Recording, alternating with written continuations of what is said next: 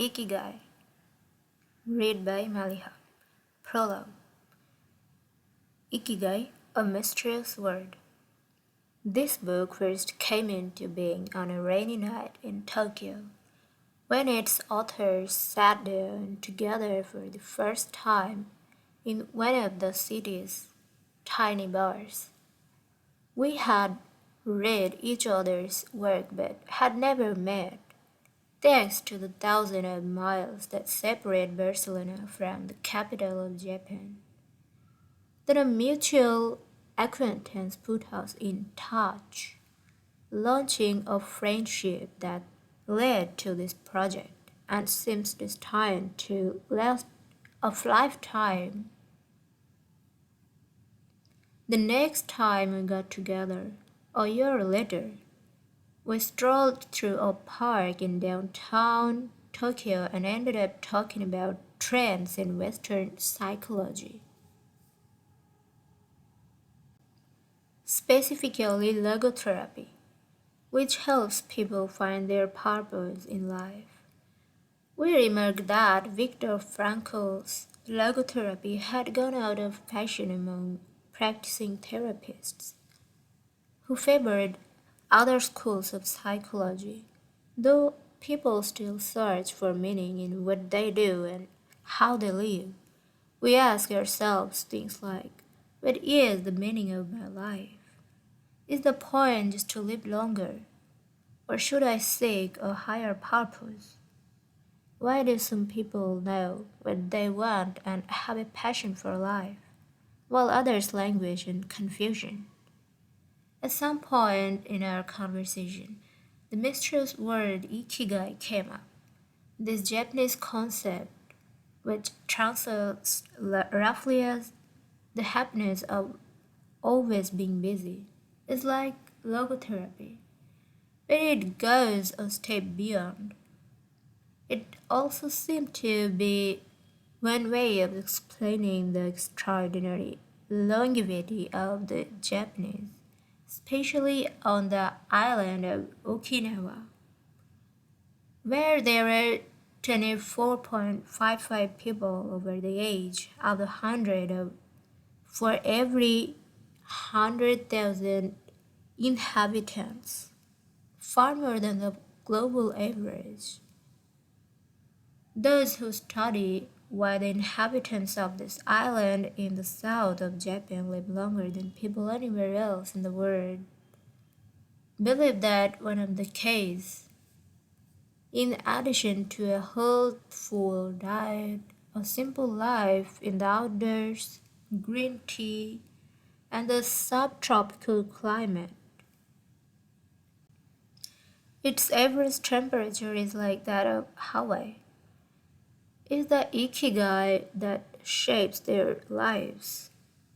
While researching this concept, we discovered that not a single book in the fields of psychology or personal development is dedicated to bringing this philosophy to the West. Is ikigai the reason there are more centenarians in Okinawa than anywhere else? How does it inspire people to stay active until the very end? What is the secret to a long and happy life? As we explored the matter further, we discovered that one place in particular, Ogimi, a rural town on the north end of the island with a population of 3,000, boasts the highest life expectancy in the world, a fact that has earned its nickname the village of longevity. Okinawa is where most of Japan's shikuwasa, a lime-like fruit that packs an extraordinary antioxidant punch, comes from. Could that be Ogimi's secret to long life? Or is it the purity of the water used to brew its moringa tea? We decided to go study the secrets of Japanese centenarians in person. After a year of preliminary research, we arrived in the village, where residents speak an ancient dialect and practice an animist religion that features long-haired forest sprites called Bunagaya. With our cameras and recording devices in hand, as soon as we arrived, we could sense the incredible friendliness of its residents, who laughed and joked incessantly amid lush green hills fed by crystalline waters. As we conducted our interviews with the eldest resident of the town, we realized that something far more powerful than just the natural resources was at work. An uncommon joy flows from its inhabitants and guides them through the long and pleasurable journey of their lives. Again, the mysterious Ikigai. But what is it exactly? How do you get it? It never ceased to surprise us that this haven of nearly eternal life was located precisely in Okinawa, where 200,000 innocent lives were lost at the end of the World War II. Rather than harbor animosity toward outsiders, however, Okinawa's live by the principle of Ichariba Chode, a local expression that means treat everyone like a brother even if you've never met them before. It turns out that one of the secrets to happiness of Ogime's resident is feeling like part of community. From an early age, they practice view maru, or teamwork, and so are used to helping one another. Nurturing friendships, eating light, getting enough rest, and doing regular, moderate exercise are all part of the equation of good health. But at the heart of the joy de vivre that inspires these cent- centenarians to keep celebrating birthdays and cherishing each new day in their ikigai. The purpose of this book is to bring the secret subject of centenarians to you and give you the tools to find your own ikigai. Because those who discover their ikigai have everything they need for a long and joyful journey through life. Happy travels, Héctor García and Francesc. One, Ikigai,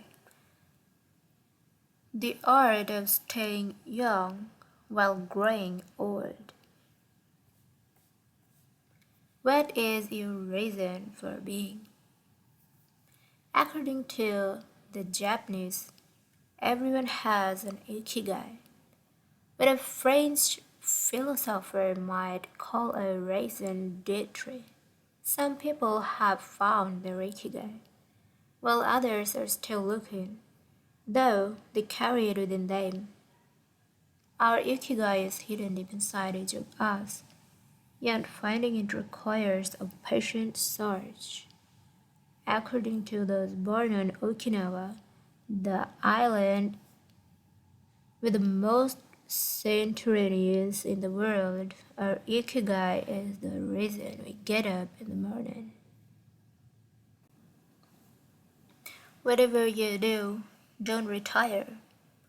Having a clearly defined ikigai brings satisfaction, happiness, and meaning to our lives. The purpose of this book is to help you find yours and to share insights from Japanese philosophy on the lasting health of body, mind, and spirit. One surprising thing you notice living in Japan is how active people remain after they retire. In fact, many Japanese people never really retire. They keep doing what they love for as long as their health allows. There is, in fact, no word in Japanese that means retire in the sense of leaving the workforce for good, as in English, according to Dan Widener, a National Geographic reporter who knows the country well. Having a purpose in life is so important in Japanese culture that our idea of retirement simply doesn't exist there. The island of almost eternal youth. Certain linguistic studies suggest that a strong sense of community and a clearly defined ikigai are just as important as the famously healthful Japanese diet. Perhaps even more so. Recent medical studies of centenarians from Okinawa and other so-called blue zones, the geographic regions where people live longest, provide a number of interesting facts about these extraordinary human beings. Point 1. Not only do they live much longer than the rest of the world's population, they also suffer from fewer chronic illnesses, such as cancer and heart disease. Inflammatory disorders are also less common. Point 2. Many of the centenarians enjoy enviable levels of vitality and health that would be unthinkable for people of advantage age elsewhere. Point 3. Their blood tests reveal fewer free radicals, which are responsible for cellular aging. As a result of drinking tea and eating until their stomachs are only 80% full, women experience more moderate symptoms during menopause, and both men and women maintain higher levels of sexual hormones until much later in life. The rate of dementia is well below the global average. Though we will consider each of those findings over the course of the book, research clearly indicates that the Okinawa's focus on Ikigai gives a sense of purpose to each and every day and plays an important role in their health and longevity. The 5 blue zones. Okinawa holds first place among the world blue zones. In Okinawa, women in particular live longer and have fewer diseases than anywhere else in the world. The 5 regions identified and analyzed by Dan Widener in his book, Blue Zones are 1. Okinawa, Japan, especially the northern part of the island. The locals eat a diet rich in vegetables and tofu, typically served on small plates. In addition to their philosophy of Ikigai, the moai, or close-knit group of friends, see page 15, plays an important role in their longevity. 2.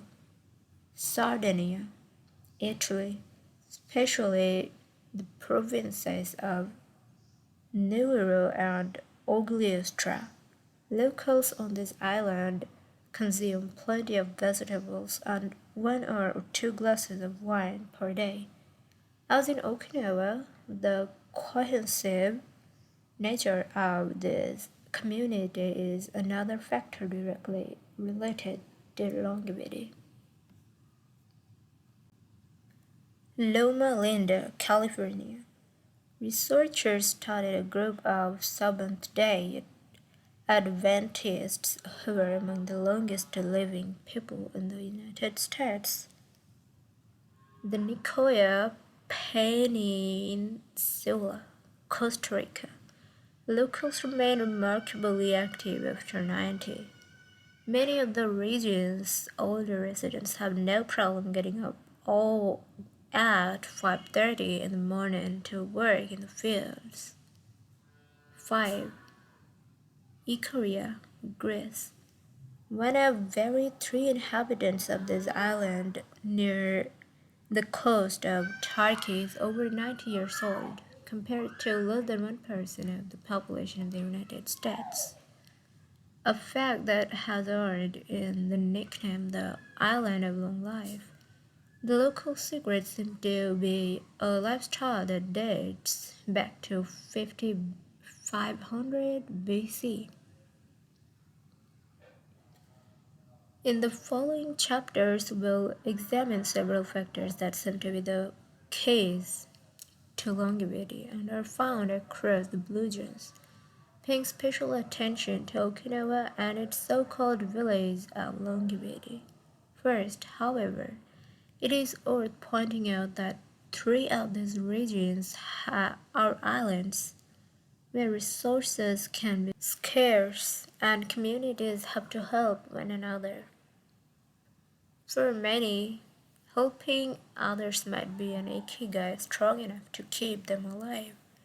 According to scientists who have studied the 5 blue zones, the keys to longevity are diet, exercise, finding a purpose in life, an ikigai, and forming strong social ties, that is, having a broad circle of friends and good family relations.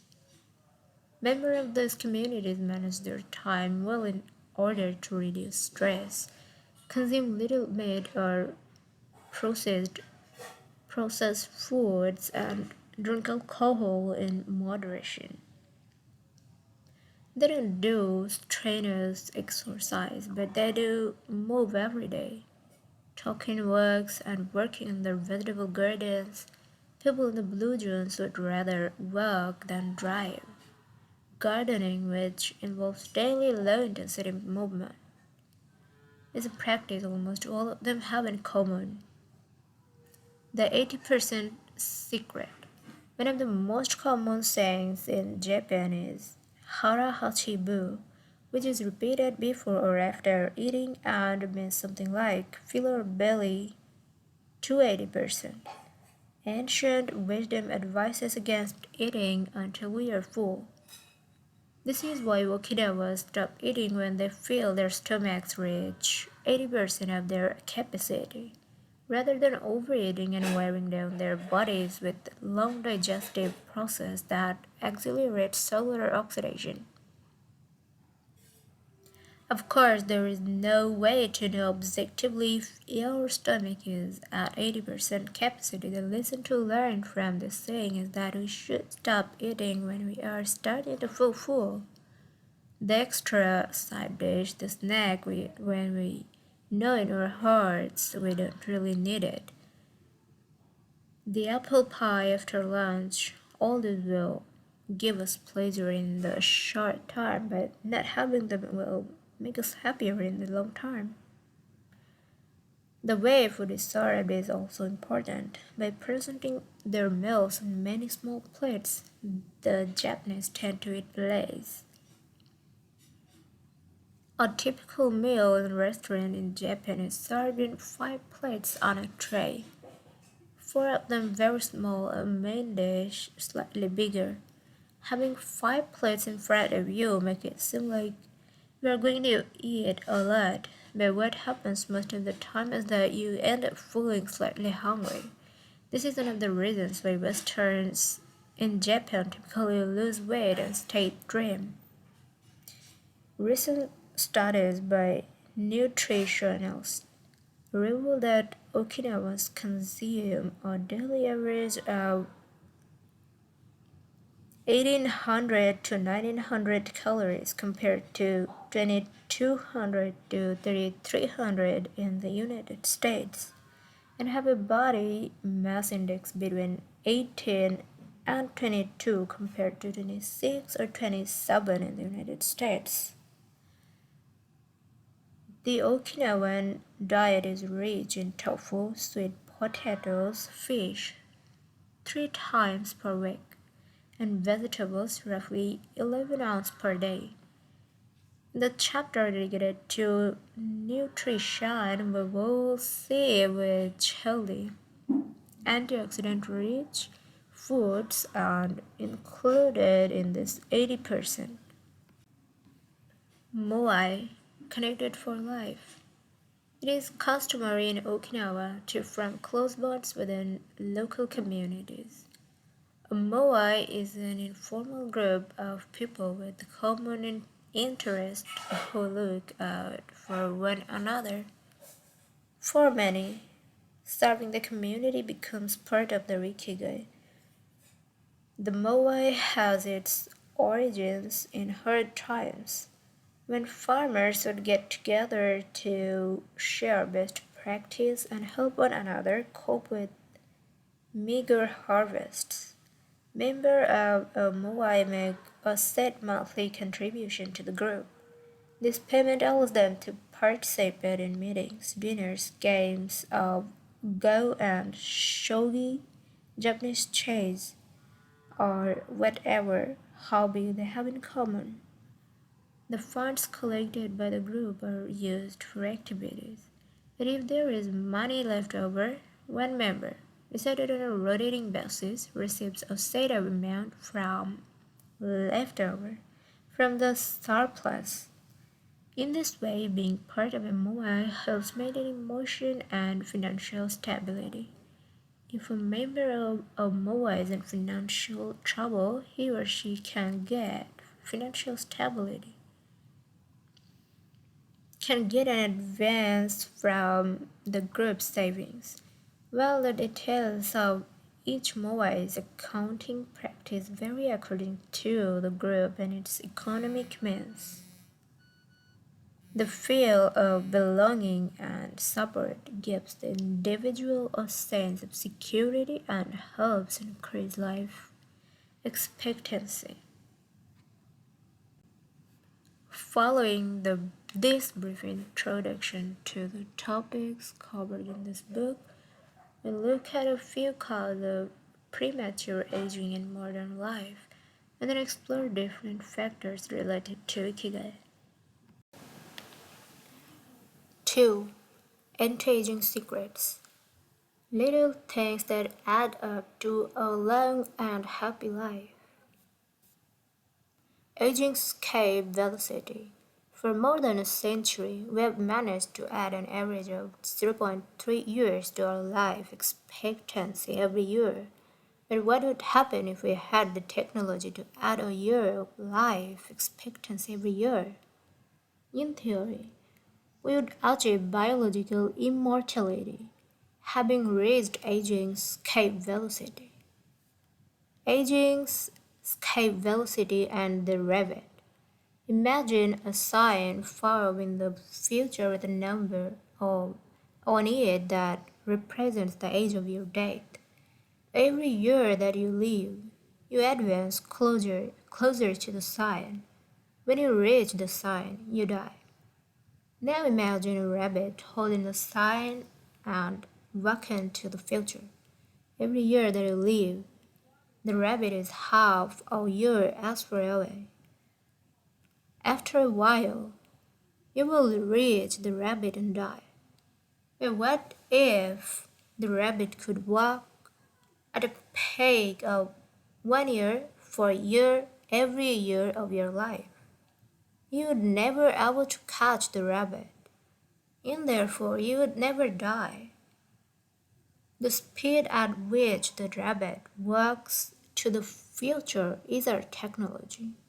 The more we advance technology and knowledge of our bodies, the faster we can make the rabbit walk.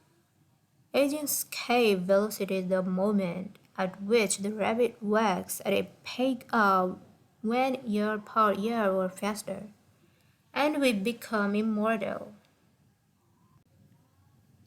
Researchers with an eye to the future, such as Ray Kurzweil and Aubrey D. Gray, claim that we'll reach the escape velocity in a matter of decades.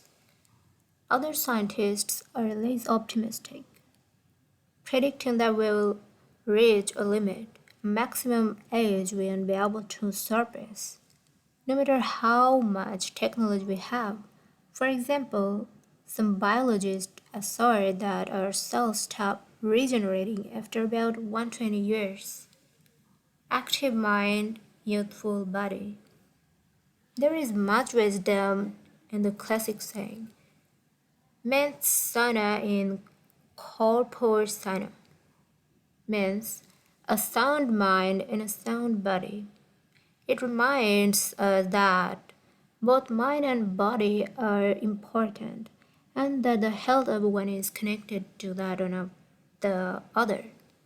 It has been shown that maintaining an active, adaptable mind is one of the key factors in staying young. Having a youthful mind also drives you toward a healthy lifestyle that will slow an aging process. Just as a lack of physical exercise has negative effect on our bodies and mood, a lack of mental exercise is bad for us because it causes our neurons and neural connections to deteriorate and, as a result, reduces our ability to react to our surroundings. This is why it's so important to give our brain a workout.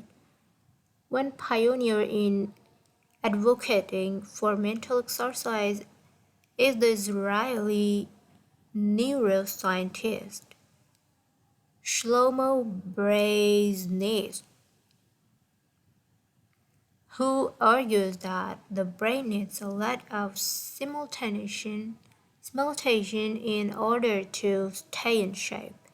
As he stated in an interview with Edward Pionside for the Spanish television program Raiders.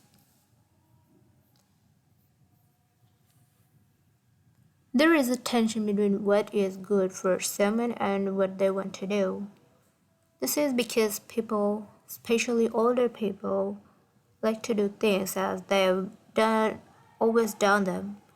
The problem is that when the brain develops ingrained habits, it doesn't need to think anymore.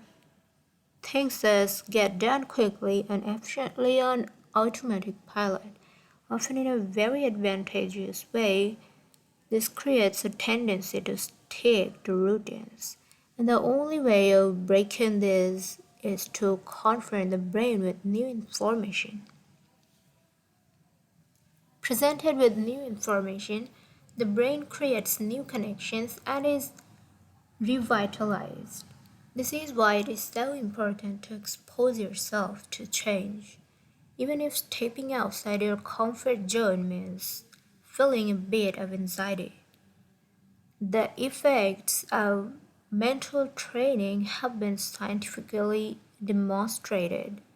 According to Collins Hemingway and Shlomo Brzezinski in their book Maximum Brain Power, Challenging the Brain for Health and Wisdom, mental training is beneficial on many levels. You begin exercising your brain by doing a certain task for the first time, he writes. And at first, it seems very difficult, but as you learn how to do it, the training is already working.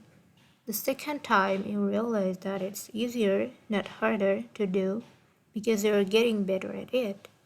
This has a fantastic effect on a person's mood in and of itself. It is a transformation that affects not only the results obtained, but also his or her self-image. This description of a mental workout might sound a bit formal, but simply interacting with others, playing a game, for example, offers new stimuli and helps prevent the depression that can come with solitude. Our neurons start to age while we are still in our 20s. This process is slowed, however, by intellectual activity, curiosity, and a desire to learn. Dealing with new situations, learning something new every day, playing games, and interacting with other people seem to be essential antiaging strategies for the mind. Furthermore, a more positive outlook in this regard will yield greater mental benefits. Stress, accused of killing longevity. Many people seem older than they are. Research into the cause of premature aging has shown that stress has a lot to do with it, because the body wears down much faster during periods of crisis. The American Institute of Stress investigated this degenerative process and concluded that most health problems are caused by stress. Researchers at the Heidelberg University Hospital conducted a study in which they subjected a young doctor to a job interview, which they made even more stressful by forcing him to solve complex math problems for 30 minutes. Afterward, they took a blood sample.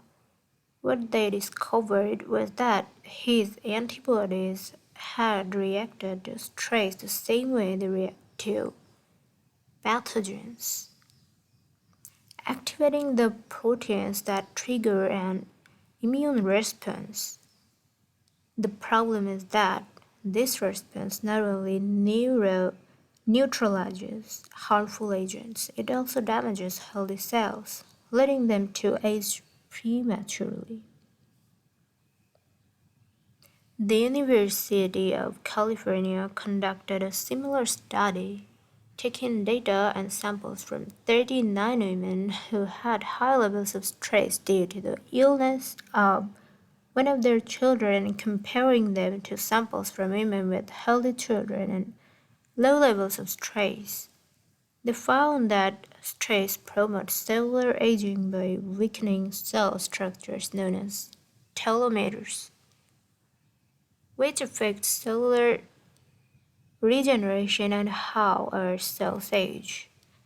As the study revealed, the greater the stress, the greater the degenerative effect on cells. How does stress work? These days, people live at a frantic pace and in a nearly constant state of competition. At this fever pitch, stress is natural and responds to the information being received by the body as potentially dangerous or problematic. Theoretically, this is a useful reaction as it helps us survive in hostile surroundings. Over the course of our evolution, we have used this response to deal with difficult situations and flee from predators.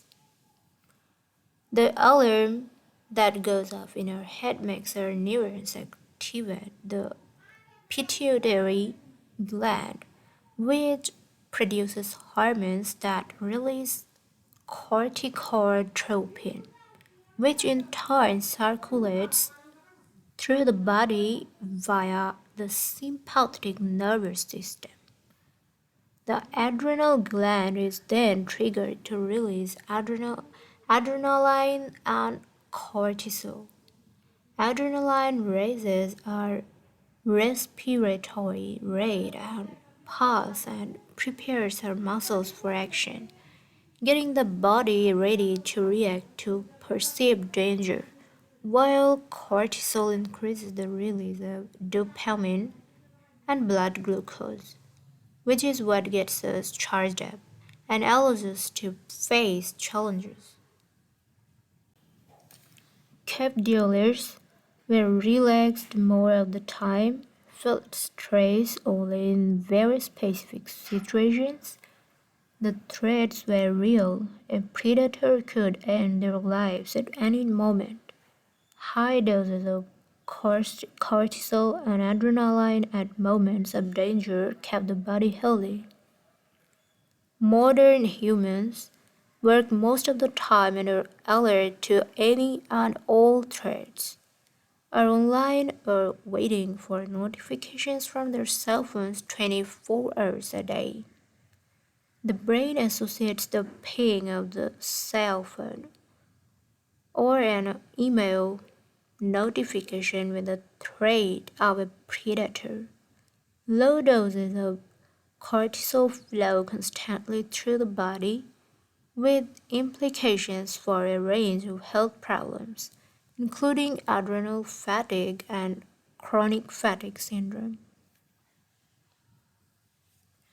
These processes are in moderation beneficial. They help us overcome challenges in our daily lives. Nonetheless, the stress to which human beings are subjected today is clearly harmful. Stress has a degenerative effect over time. A sustained state of emergency affects the neurons associated with memory, as well as inhibiting the release of certain hormones, the absence of which can cause depression. Its secondary effects include irritability, insomnia, anxiety, and high blood pressure. As such, though challenges are good for keeping mind and body active, we should adjust our high stress lifestyles in order to avoid the premature aging of our bodies. Be mindful about reducing stress. Whether or not the threats we perceive are real, stress is an easily identifiable condition that not only causes anxiety but it also highly psychosomatic, affecting everything from our digestive system to our skin. This is why prevention is so important in avoiding the toll that takes on us, and why many experts recommend practicing mindfulness. The central premise of the stress reduction method is focusing on the self, noticing our responses even if they're conditioned by habit. In order to be fully conscious of them, in this way, we connect with the here and now, the limit thoughts that tend to spiral out of control. We have to learn to turn off the autopilot that's steering us to an endless loop. We all know people who snack while talking on the phone or watching the news. You ask them if the omelette they just ate had onion in it, and they cannot tell you, says Roberto Alciver, who abandoned his fast-paced life to become a certified instructor of mindfulness after an illness threw him into a period of acute stress. One way to reach a state of mindfulness is through meditation, which helps filter the information that reaches us from the outside world. It can also be achieved through breathing exercise, yoga, and body scans. Achieving mindfulness involves a gradual process of training, but with a bit of practice, we can learn to focus on our mind completely, which reduces stress and helps us to live longer. A little stress is good for you. Well sustained intense stress is known enemy of longevity and both mental and physical health. Low levels of stress have been shown to be beneficial. After observing a group of test subjects for more than 20 years, Dr. Howard S. Friedman, a psychology professor at the University of California, Riverside, discovered that people who maintained a low level of stress, who faced challenges and put their heart and soul into their work in order to succeed, lived longer than those who chose a more relaxed lifestyle and retired earlier. From this, he concluded that a small dose of stress is a positive thing, as those who live with low levels of stress tend to develop healthier habits, smoke less, and drink less alcohol. Given this, it is not surprising that many of the super centurions, people who live to be one and ten one more or more, whom we will meet in this book, talk about having lived intense lives and working well into old age. A lot of sitting will age you. In the Western world in particular, the rise in sedentary behavior has led to numerous diseases such as hypertension and obesity, which in turn affect longevity. Spending too much time seated at work or at home not only reduces muscular and respiratory fitness but also increases appetite and curbs the desire to participate in activities. Being sedentary can lead to hypertension, imbalanced eating, cardiovascular disease, osteoporosis, and even certain kinds of cancer. Recent studies have shown a connection between a lack of physical activity and the progressive desertion of telomeres in the immune system, which ages the cells and, in turn, organism as a whole. This is a problem at all life stages, not only among adults. Sedentary children suffer from high rates of obesity and all its associated health issues and risks, which is why it's important to develop a healthy and active lifestyle at an early age. It's easy to be less sedentary. It just takes a bit of effort and a few changes to your routine. We can access a more active lifestyle that make us feel better inside and out.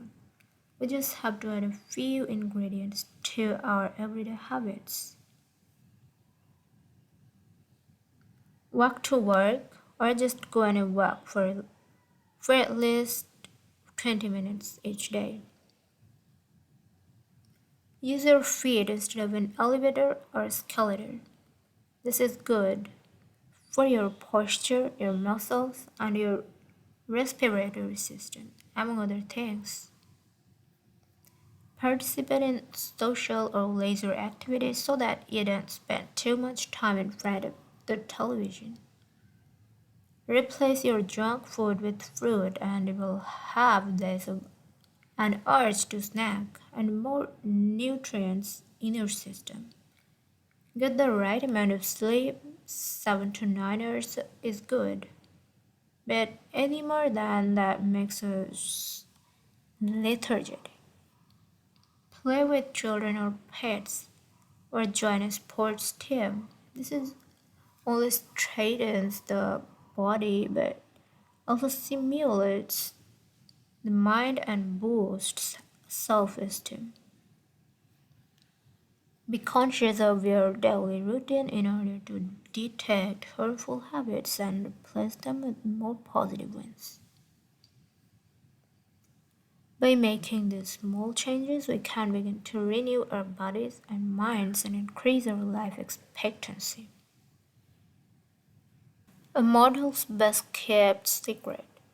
Though we age both externally and internally, both physically and mentally, one of the things that tell us the most about people's age is their skin, which takes on different textures and colors according to process going on beneath the surface. Most of those who make their living as models claim to sleep between 9 and 10 hours the night before a fashion show.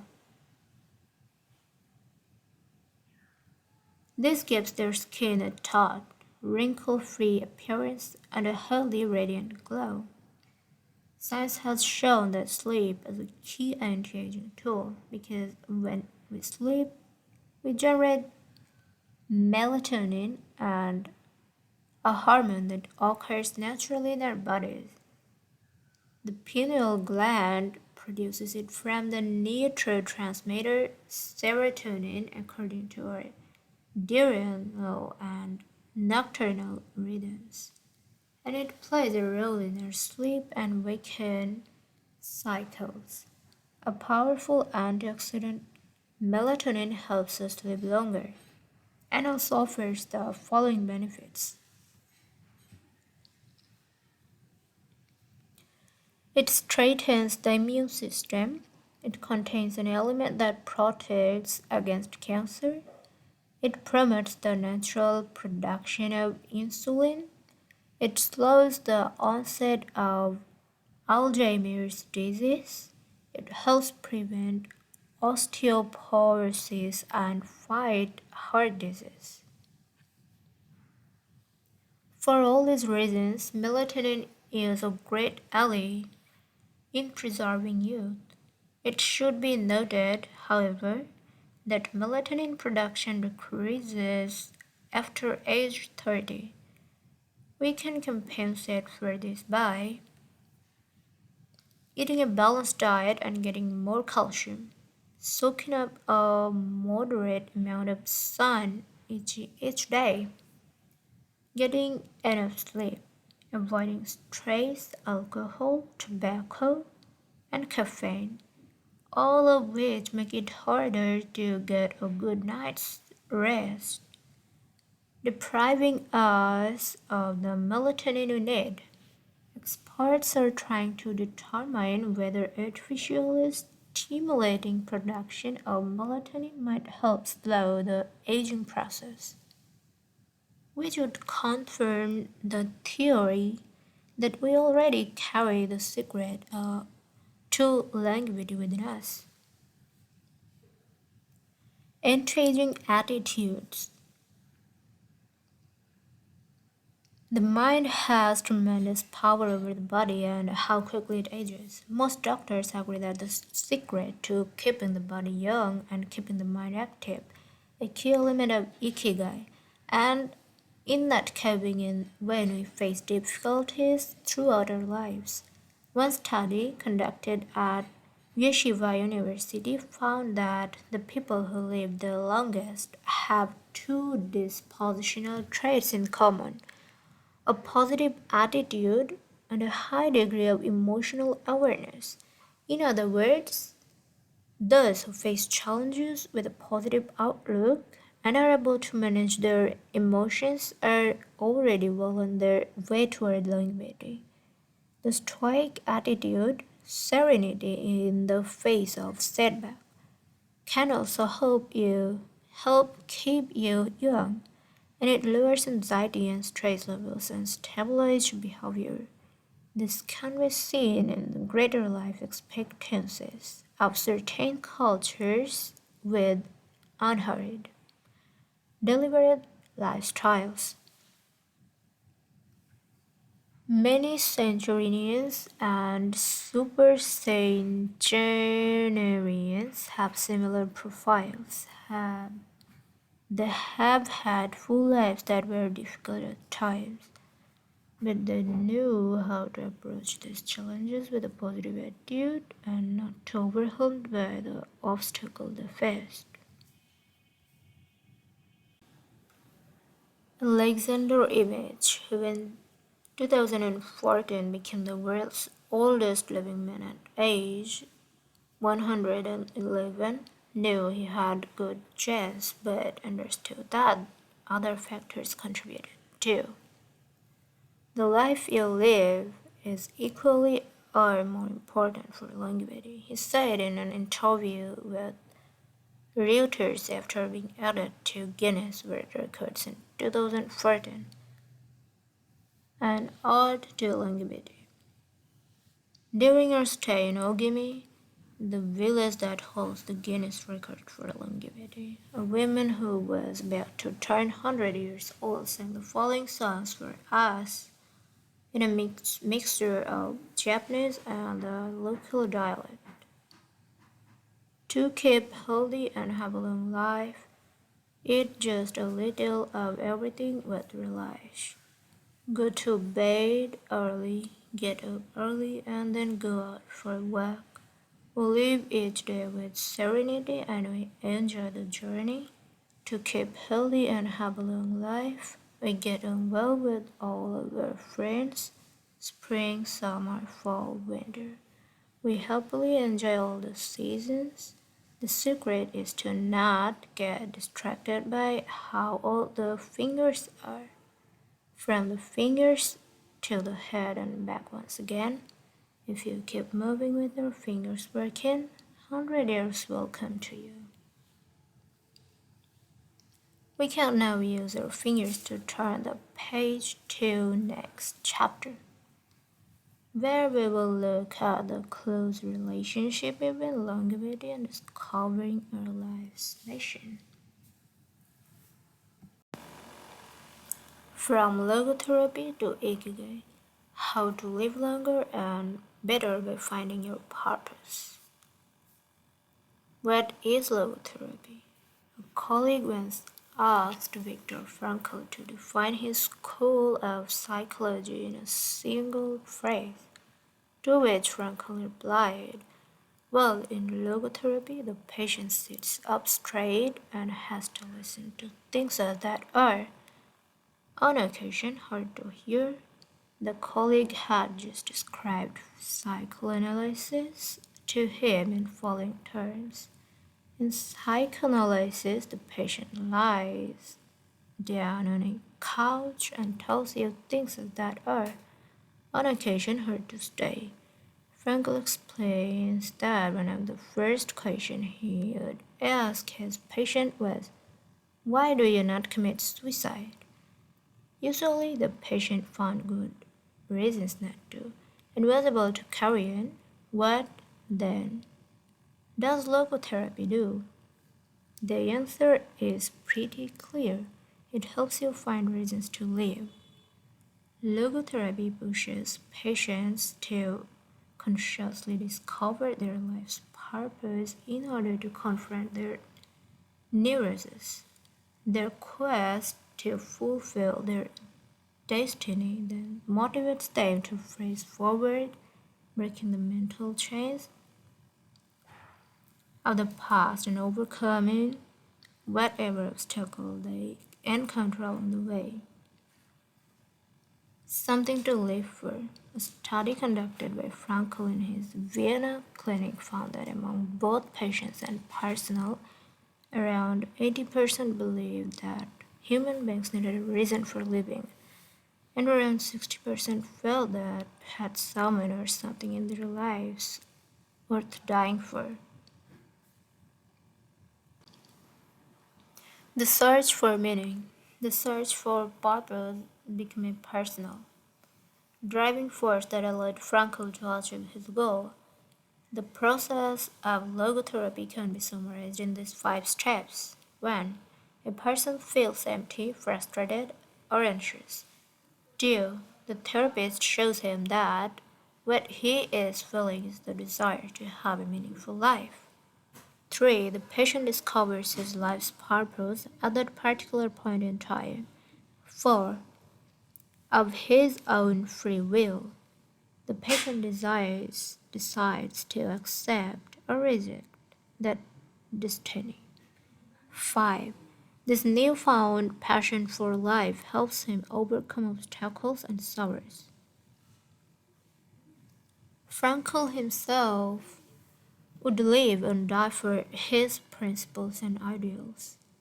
His experiences as a prisoner at Auschwitz showed him that everything can be taken from a man, but one thing, the last of the human freedoms, to choose one's attitude in any given set of circumstances, to choose one's own way. It was something he had to go through alone. without any help, and it inspired him for the rest of his life. 10 differences between psychoanalysis and logotherapy. Psychoanalysis. The patient reclines on a couch like a patient. Is retrospective, it looks to the past. Is introspective, it analyzes neuroses.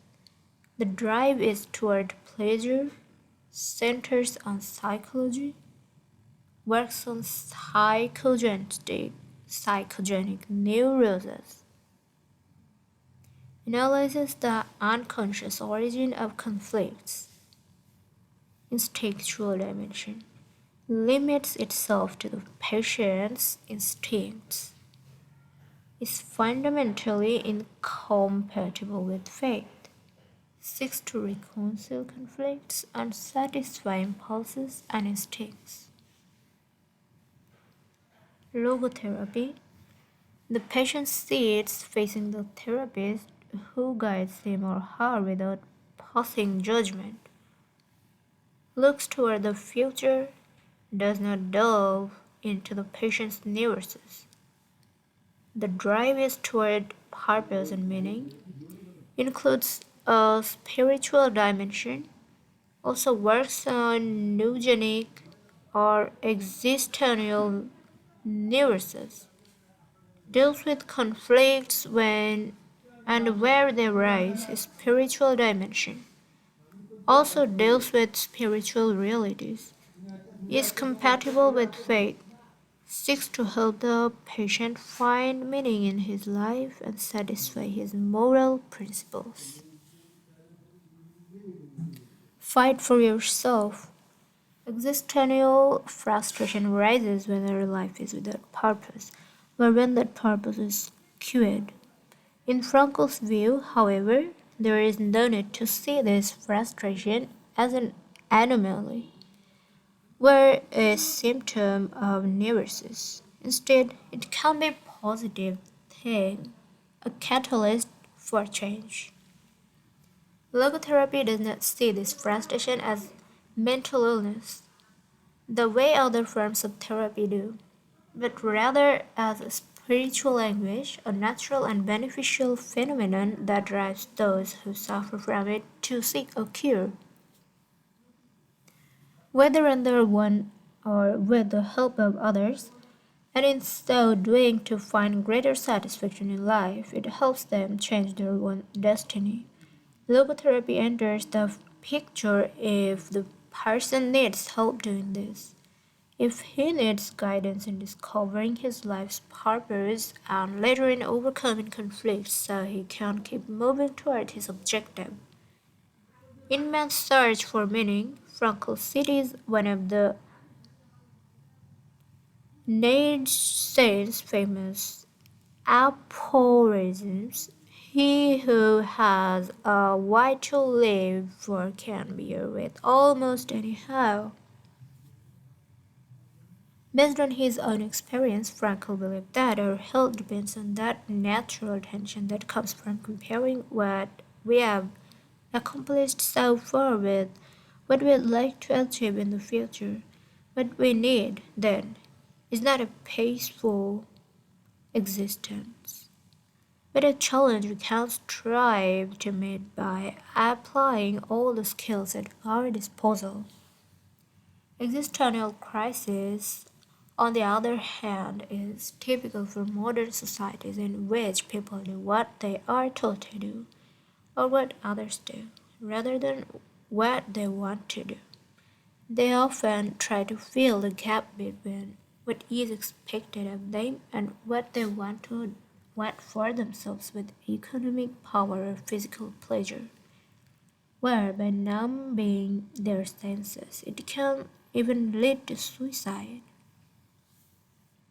Centenarians, for example, is what happens when, without the obligations and commitments of the work week, the individual realizes how empty he is inside. He has to find a solution. Above all, he has to find his purpose, his reason for getting out of bed. his Ikigai. I feel empty inside. In a study conducted at the Vienna Polyclinic Hospital, Frankel's team found that 55% of patients they interviewed were experiencing some degree of existential crisis. According to logotherapy, discovering one's purpose in life helps an individual fill that existential void. Frankl, a man who faced his problems and turned his objectives into actions, could look back on his life in peace. As he grew old, he did not have to envy those still enjoying their youth, because he had amassed a broad set of experience that showed he had lived for something. Better living through logotherapy. A few key ideas. 1. We don't create the meaning of our life. As Sartre claimed, we discover it. 2.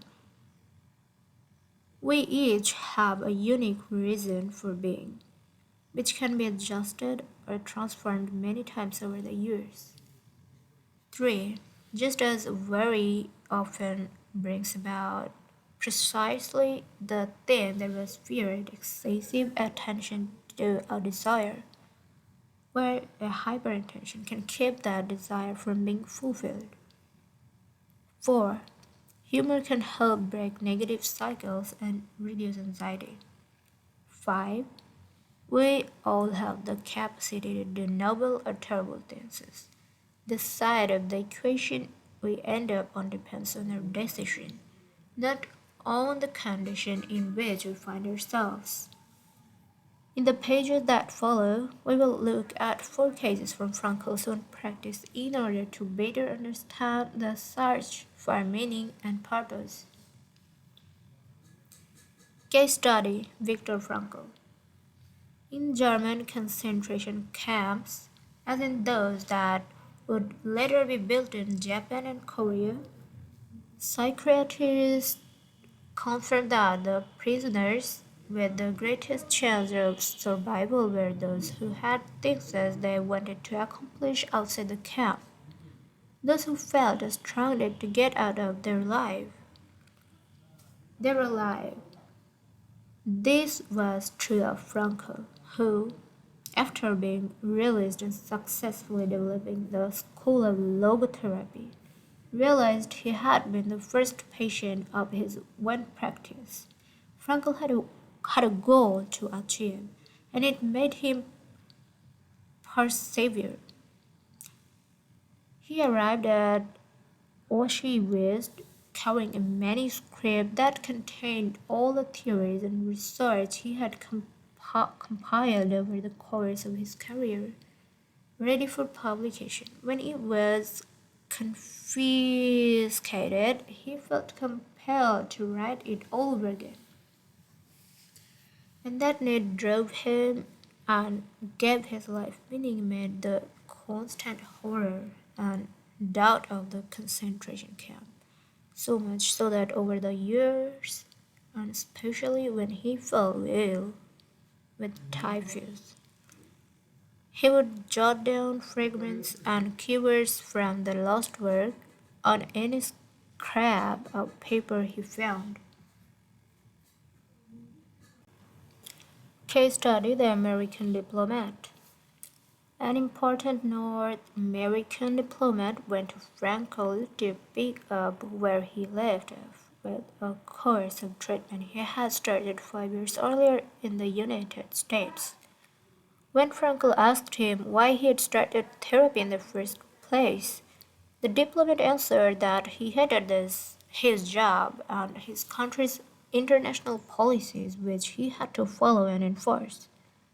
His American psychoanalyst, whom he had been seeing for years, insisted he make peace with his father so that his government had his job, both representations of his parental figure, would seem less disagreeable.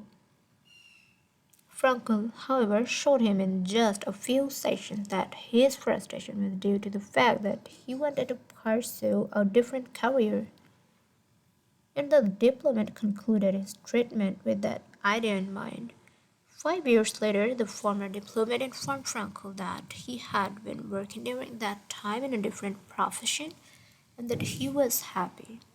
In Frankel's view, the man not only didn't need all those years of psychoanalysis, he also couldn't even really be considered a patient in need of therapy. He was simply someone in search of a new life's purpose. As soon as he found it, his life took on deeper meaning. Case study: the suicidal mother. The mother of a boy who had died at age 11 was admitted to Frankel's clinic after she tried to kill herself and her other son. It was this. It was this other son, paralyzed since birth, who kept her from carrying out her plan. He did believe his life had a purpose, and if his mother killed them both, it would keep him from achieving his goals.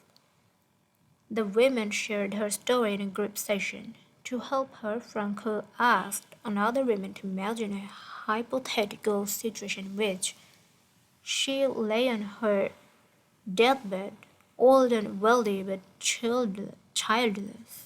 The women insisted that, in that case, she would have felt her life had been a failure. When the suicidal mother was asked to perform the same exercise, imagining herself on her deathbed, she looked back and realized that she had done everything in her power for her children and for both of them. She had given her paralyzed son a good life, and he had turned into a kind, reasonably happy person. To this she added, crying, "As for myself, I can look back peacefully at my life, for I can say my life was full of meaning, and I have tried hard to live it fully. I have done my best. I have done my best for my son. My life was no failure." In this way, by imagining herself on her deathbed and looking back, the suicidal mother found a meaning that, though she was not aware of it, her life already had.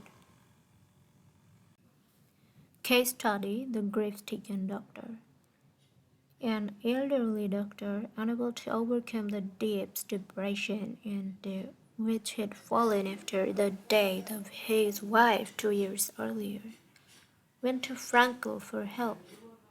Instead of giving him advice or analyzing his condition, Frankel asked him what would have happened if he had been the one who died first. The doctor, horrified, answered that it would have been terrible for his poor wife, that she would have suffered tremendously. To which Frankel responded, "You see, doctor, you have spared her all that suffering, but the price you have to pay for this is to survive and mourn her." The doctor didn't say another word. He left Frankel's office in peace. After taking the therapist's hand in his own, he was able to tolerate the pain in place of his beloved wife. His life had been given a purpose. Morito therapy. In the same decade that logotherapy came into being, a few years earlier, in fact, Shoma Morita created his own purpose-centered therapy in Japan. It proved to be effective in the treatment of neurosis, obsessive compulsive disorder, and post-traumatic stress. In addition to being a psychotherapist, Shoma Morita was a Jain Buddhist, and his therapy left a lasting spiritual mark on Japan. Many Western forms of therapy focus on controlling or modifying the patient's emotions. In the West, we tend to believe that what we think influences how we feel, which in turn influences how we act. In contrast, Morita therapy focuses on teaching patients to accept their emotions without trying to control them, since their feelings will change as a result of their actions.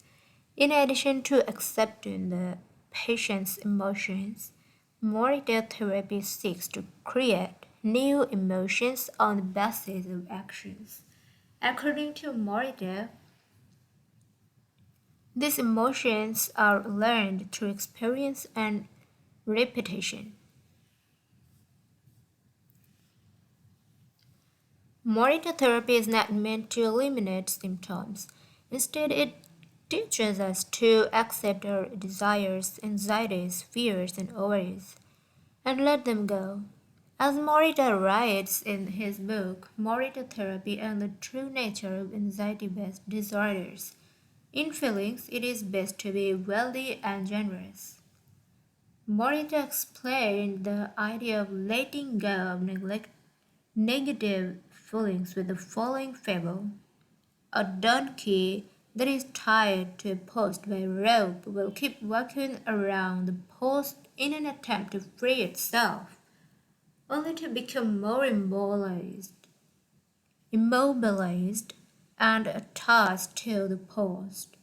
The same thing applies to people with obsessive thinking who become more trapped in their own suffering when they try to escape from their fears and discomfort.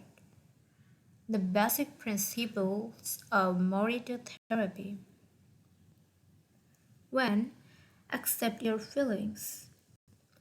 If we have obsessive thoughts, we should not try to control them or get rid of them. If we do, they become more intense. Regarding human emotions, the Zen master would say, if we try to get rid of one wave with another, we end up with an infinite sea. We don't create our feelings, they simply come to us, and we have to accept them. The trick is welcoming them. Morita likened emotions to the weather. We cannot predict or control them. We can only observe them. To this point, he often quoted the Vietnamese monk Thich Nhat Hanh, who would say, "Hello, solitude. How are you today? Come, sit with me, and I will care for you." 2. Do what you should be doing. We shouldn't focus on eliminating symptoms because recovery will come on its own. We should focus instead on the present moment. And if we are suffering, on accepting that suffering, above all, we should avoid intellectualizing the situation. The therapist's mission is to develop the patient's character so he or she can face any situation. And character is grounded in the things we do. Morita therapy does not offer its patients explanations, but rather allows them to learn from their actions and activities. It doesn't tell you how to meditate or how to keep a diary the way Western therapists do. It is up to patient to make discoveries through experience. 3. Discover your life's purpose. We cannot control our emotions, but we can take charge of our actions every day. It is why we should have a clear sense of our purpose and always keep Morita's mantra in mind. What do we need to be doing right now? What action should we be taking? The key to achieving this is having dared to look inside yourself to find your Ikigai. The 4 phases of Morita therapy. Morita's original treatment, which lasts 15 or 21 days, consists of the following stages. 1. Isolation and rest, 5 to 7 days. During the first week of treatment, the patient rests in a room without any external stimuli. No television, books, family, friends, or speaking. All the patient has is his thoughts. He lies down most of the day and is visited regularly by the therapist, who tries to avoid interacting with him as much as possible. The therapist simply advises the patient to continue observing the rise and fall of his emotions as he lies there. When the patient gets bored and wants to start doing things again, he is ready to move on to the next stage of therapy. 2. Light occupational therapy, 5 to 7 days. In this stage, the patient performs repetitive tasks in silence. One of these is keeping a diary about his thoughts and feelings. The patient goes outside after a week of being shut in, takes walk in nature, and does breathing exercises. He also starts doing simple activities such as gardening, drawing, or painting. During this stage, the patient is still not allowed to talk to anyone except the therapist. 3. Occupational therapy, 5 to 7 days. In this stage, the patient performs tasks that require physical movement. Dr. Morita likes to take his patients to the mountains to chop wood. In addition to physical tasks, the patient is also immersed in other activities such as writing, painting, or making ceramics. The patient can speak with others at this stage, but only about the task at hand. 4. The return to social life and the real world. The patient leaves the hospital and is reintroduced to social life, but maintains the practices of meditation and occupational therapy developed during treatment. The idea is to re-enter society as a new person, with a sense of purpose and without being controlled by social or emotional pressures. Nikon meditation. Morita was a great Zen master of Nikon introspective meditation. Much of his therapy draws on his knowledge and mastery of this school, which centers on 3 questions the individual must ask him or herself. 1. What have I received from person X? What have I given to person X? What problems have I caused person X? Through these reflections, we stop identifying others as the cause of our problems and deepen our own sense of responsibility.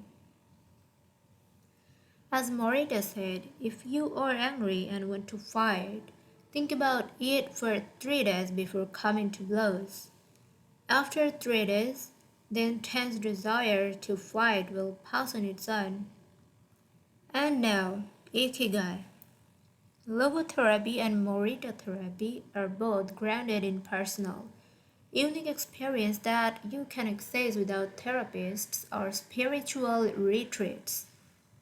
The mission of finding your Ikigai, your existential fuel. Once you find it, it is only a matter of having the courage and making the effort to stay on the right path. In the following chapters, we'll take a look at the basic tools you will need to get moving along the path. Finding flow in the tasks you've chosen to do. eating in a balanced and mindful way, doing low-intensity exercise, and learning not to give in when difficulties arise.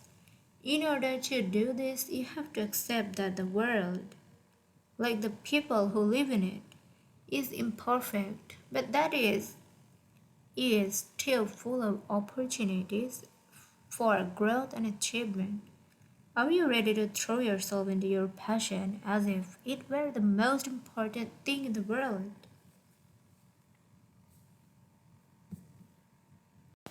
4. Find flow in everything you do. How to turn work and free time into spaces for growth. We are what we repeatedly do. Excellence, then, is not an act but a habit. Aristotle. Going with the flow, imagine you are skiing down on your favorite slopes. Powdery snow flies up on both sides of you like wet sand. Conditions are perfect.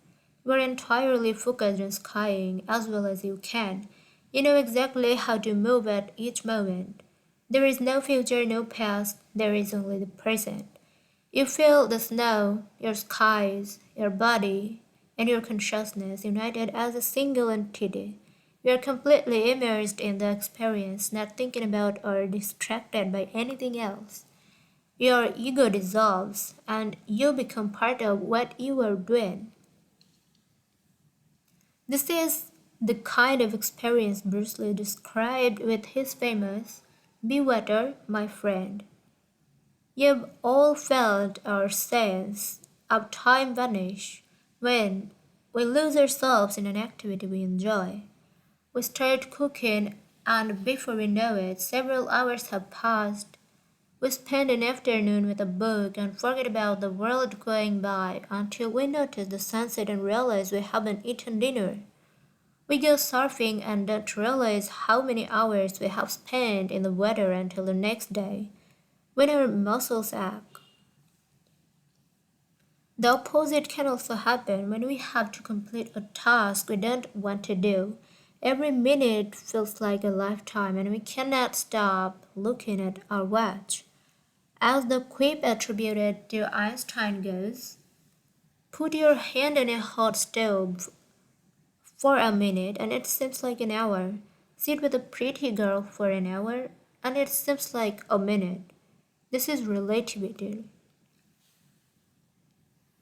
The funny thing is that someone else might really enjoy the same task, but we want to finish as quickly as possible. What makes us enjoy doing something so much that we forget about whatever worries we might have while we do it? When are we happiest? These questions can help us discover our ikigai. The power of flow. These questions are also at the heart of psychologist Mihaly Csikszentmihalyi's. I don't know if the pronunciation is correct or not. Anyway, he researched into the experience of being completely immersed in what we are doing. Csikszentmihalyi called this state flow and described it as the pleasure, delight, creativity, and process when we are completely immersed in life. There is no magic recipe for finding happiness, for both, for living according to your ikigai, but one key ingredient is the ability to reach this state of flow and through this state to have an optimal experience. In order to achieve this optimal experience, we have to focus on increasing the time we spend on activities that bring us to this state of flow, rather than allowing ourselves to get caught up in activities that offer immediate pleasure, like eating too much, abusing drugs or alcohol, or stuffing ourselves with chocolates in front of the TV. As Csikszentmihalyi Mihaly asserts in his book Flow, The Psychology of Optimal Experience, flow is the state in which people are so involved in an activity that nothing else seems to matter. The experience itself is so enjoyable that people will do it even at great cost for the sheer sake of doing it. It is not only creative professionals who require the high doses of concentration that promote flow. Most athletes, chess players, and engineers also spend much of their time in activities that bring them to this state. According to Csikszentmihalyi's research, a chess player feels the same way upon entering a state of flow as a mathematician working on a formula or a sergeant performing an operation. A professor of psychology, Csikszentmihalyi analyzed data from people around the world and discovered that flow is the same among individuals of all ages and cultures. In Newark and Okinawa, we all reach a state of flow in the same way. But what happens to our mind when we are in that state? When we flow, we are focused on concrete tasks without any distractions. Our mind is in order. The opposite occurs when we try to do something while our mind is on other things.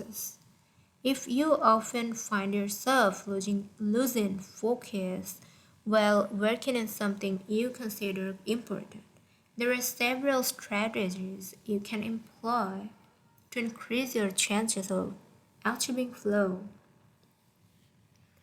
The 7 conditions for achieving flow. According to researcher when Scanner Audiobook University, the requirements for achieving flow are 1. Knowing what to do, knowing how to do it. 3. Knowing how well you are doing. 4. Knowing where to go, where navigation is involved. 5. Perceiving significant challenges. 6. Perceiving significant skills. 7. Being free from distractions. Strategy 1. Choose a difficult task but not too difficult. Schaeffer's model encourages us to take on tasks that we have a chance of completing but that are slightly outside our comfort zone. Every task, sports, or job has a set of rules, and we need a set of skills to follow them. If the rules for completing a task or achieving a purpose are too basic relative to our skill set, we will likely to get bored. Activities that are too easy lead to apathy. If, on the other hand, we assign ourselves a task that is too difficult, we won't have the skills to complete it and will almost certainly give up and feel frustrated to boot. The ideal is to find a middle path, something aligned with our abilities but just a bit of a stretch. So we experience it as a challenge. This is what Ernest Hemingway meant when he said, "Sometimes I write better than I can." We want to see challenges through the end because we enjoy the feeling of pushing ourselves. Bertrand Russell expressed a similar idea when he said, "To be able to concentrate for a considerable amount of time is essential to difficult achievement." If you are a graphic designer, learn a few software programs for your next project. If you're a programmer, use a new programming language. If you're a dancer, try to incorporate into your next routine a movement that has seemed impossible for years. Add a little something extra, something that takes you out of your comfort zone. Even doing something as simple as reading means following certain rules, having certain abilities and knowledge. If we set out to read a book on quantum mechanics for specialists in physics without being specialists in physics ourselves, we'll probably give up after a few minutes. On the other end of the spectrum, if we already know everything a book has to tell us, we'll get bored right away. However, if the book is appropriate to our knowledge and abilities and builds on what we already know, we'll immerse ourselves in our reading, and time will flow. This pleasure and satisfaction are evidence that we are in tune with our Ikigai. Easy, boredom, challenging, flow, beyond our abilities, anxiety. Strategy 2. Have a clear, concrete objective. Video games, played in moderation, board games, and sports are a great way to achieve flow because the objective tends to be very clear. Beat a rival on your own record while following a set of explicitly defined rules. Unfortunately, the objective isn't quite as clear in most situations. According to a study by Boston Consulting Group, when asked about their bosses, the number one complaint of employees at multinational corporations is that they don't communicate the team's mission clearly, and that as a result, the employees didn't know what their objectives are. What often happens, especially in big companies, is that the executives get lost in the details of obsessive planning, creating strategies to hide the fact that they don't have a clear objective. It's like heading out to sea with a map but no destination. It is much more important to have a compass pointing to a concrete objective than to have a map. Joy Ito, director of the MIT Media Lab, encourages us to use the principle of compass over maps as a tool to navigate our world of uncertainty. In the book Whiplash, How to Survive Our Faster Future, he and Zeph Hui write, in an increasingly unpredictable world moving ever more quickly, a detailed map may lead you deep into the woods at an unnecessarily high cost. A good compass, though, will always take you where you need to go. It doesn't mean that you should start your journey without any idea of where you're going. What it does mean is understanding that while the path to your goal may not be straight, you'll finish faster and more efficiently than you would have if you had trudged along a pre-planned route. In business, the creative professions, and education alike, it's important to reflect on what we hope to achieve before starting to work, study, or make something. We should ask ourselves questions such as, what is my objective for today's session in the studio? How many words am I going to write today for an article coming out next month? What is my team's mission? How fast will I set the metronome tomorrow in order to play that sonata at an allegro tempo by the end of the week? Having a clear objective is important in achieving flow, but we also have to know how to leave it behind when we get down to business. Once the journey has begun, we should keep this objective in mind without obsessing over it.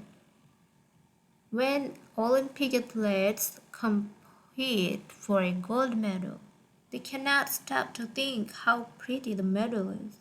They have to be present in the moment, They have no flow. If they lose focus for a second, thinking how proud they will be to show the medal to their parents, they will almost certainly commit an error at a critical moment and will not win the competition. One common example of this is writer's block. Imagine that the writer has to finish a novel in 3 months. The objective is clear. The problem is that the writer cannot stop obsessing over it. Every day she wakes up thinking, I have to write that novel. And every day she sets about reading the newspapers and cleaning the house. Every evening she feels frustrated and promises she will get to work the next day.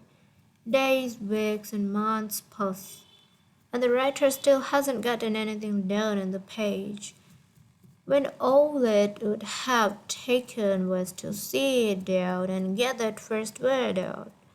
Then the second, to flow with the project expressing her ikigai.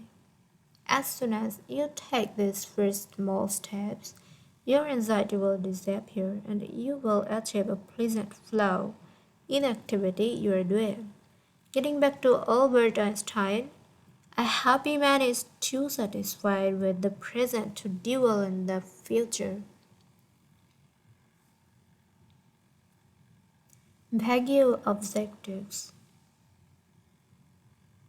Confusions, time and energy wasted on meaningless tasks, mental block. Clearly defined objectives and a focus on process. Flow and flow. Obsessive desire to achieve a goal while ignoring process. Fixation on the objective rather than getting down to business. And mental blocks. Strategy 3. Concentrate on a single task. This is perhaps one of the greatest obstacles we face today. With so much technology and so many distractions, we're listening to a video on YouTube while writing an email when suddenly a chat prompt pops up and we answer it. Then our smartphone vibrates in our pocket. Just as soon as we respond to that message, we are back at our computer logging into Facebook. Pretty soon 30 minutes have passed and we have forgotten what the email we were writing was supposed to be about. This also happens sometimes when we put on a movie with dinner and don't realize how delicious the salmon was until we're taken the last bite. We often think that combining tasks will save us time, but scientific evidence shows that it has the opposite effect. Even those who claim to be good at multitasking are not very productive. In fact, they are some of the least productive people. Our brains can take in millions of bits of information but can only actually process a few dozen per second. When we say we're multitasking, what we are really doing is switching back and forth between tasks very quickly. Unfortunately, we are not computers at all parallel processing. We end up spending all our energy alternating between tasks. Instead of focusing on doing one of them well, concentrating on one thing at a time may be the single most important factor in achieving flow. According to Francesc Miralles, in order to focus on a task we need 1. To be in distraction-free environment. 2. To have control over what we are doing at every moment. Technology is great. If we're in control of it, it's not too great. It's not so great if it takes control of us. For example, if you have to write a research paper, you might sit down at your computer and use Google to look up the information you need. However, if you're not very disciplined, you might end up surfing the web instead of writing that paper. In that case, Google in the internet will have taken over, pulling you out of your state of flow. It has been scientifically shown that if we continually ask our brain to switch back and forth between tasks, we waste time, make more mistakes, and remember less of what we have done. Several studies conducted at Stanford University by Clifford Iverness describe our generation as suffering from an epidemic of multitasking. When such study analyzed the behavior of hundreds of students, dividing them into groups based on the number of things they tended to do at once. The students who were the most addicted to multitasking typically alternated among more than 4 tasks. For example, taking notes while reading a textbook, listening to a podcast, answering messages on their smartphone, and sometimes checking their Twitter timeline.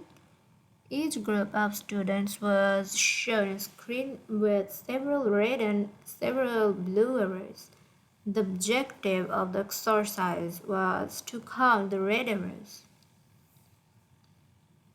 At first, all the students answered correctly right away without much trouble.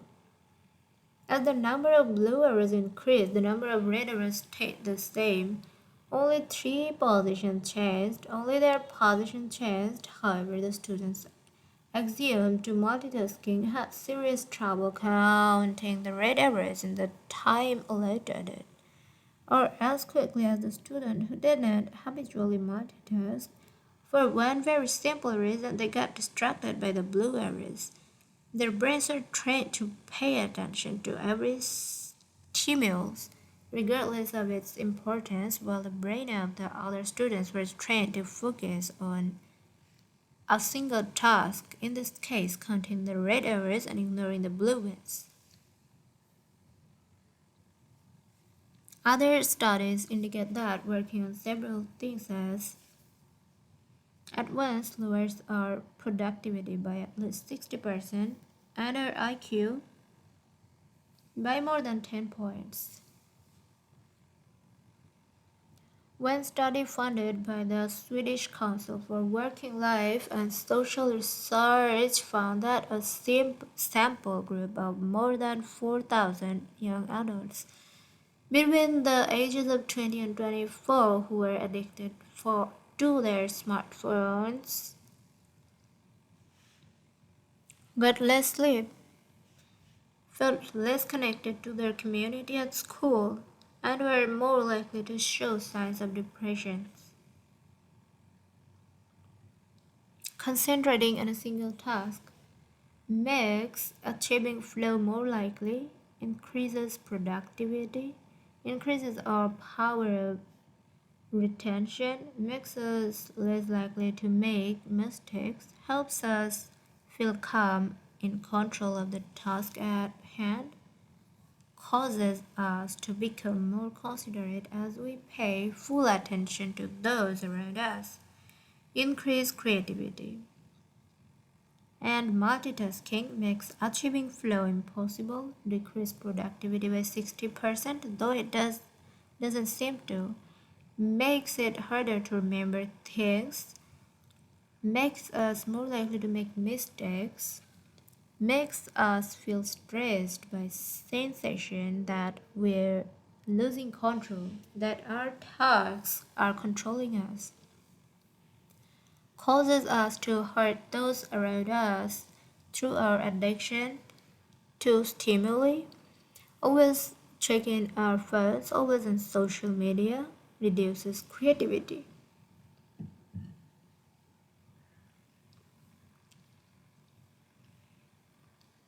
What can you do to avoid falling victim to this flow impeding epidemic? How can we train our brains to focus on a single task? Here are a few ideas for creating a space and time free of distractions. To increase our chances of reaching a state of flow and thereby getting in touch with our ikigai. Don't look at any kind of screen for the first hour you're awake and the last hour before you go to sleep. Turn off your phone before you achieve flow. There is nothing more important than the task you have chosen to do during this time. If this seems too extreme, enable the Do Not Disturb function so only the people closest to you can contact you in case of emergency.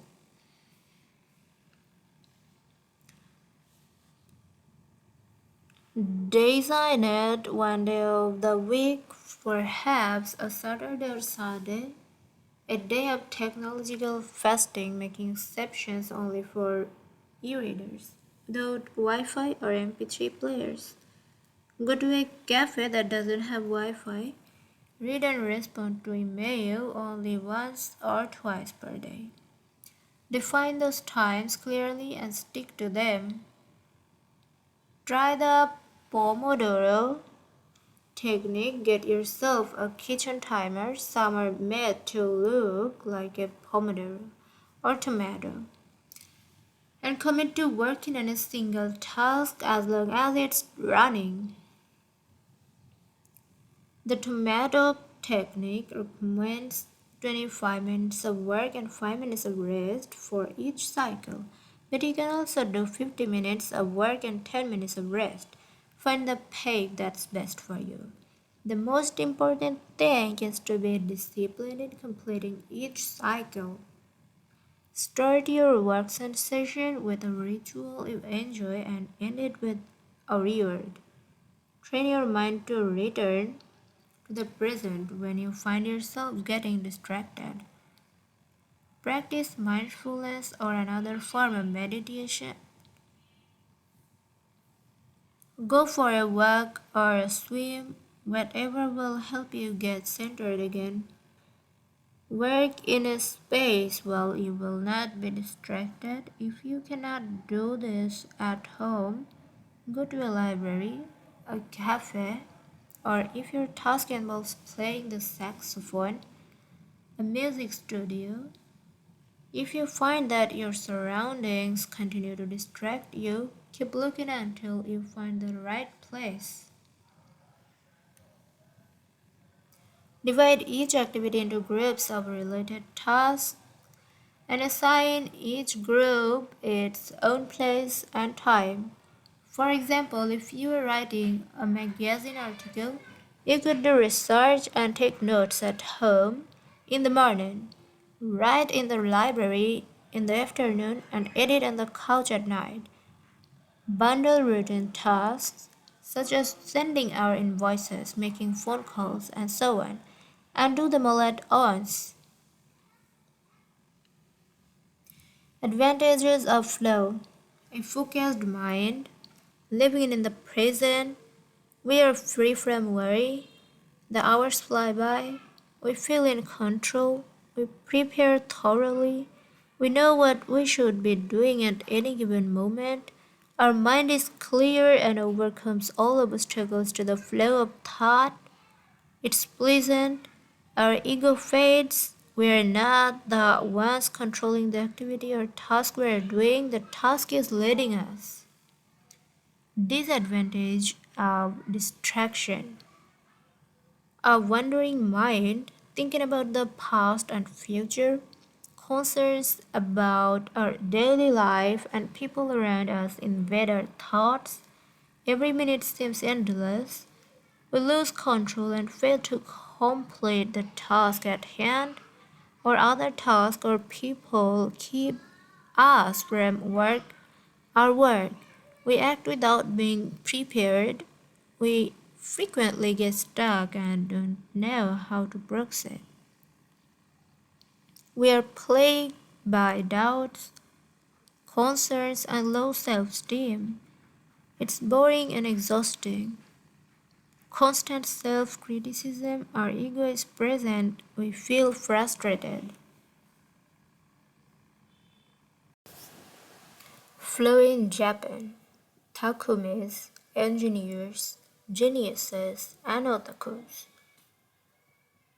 What do takumis, artisans, engineers, investors, and otakus fan of anime and manga have in common. They'll understand the importance of flowing with their ikigai at all times. One widespread stereotype about people in Japan is that they're exceptionally dedicated and hardworking. Even though some Japanese people say they look like they're working harder than they really are.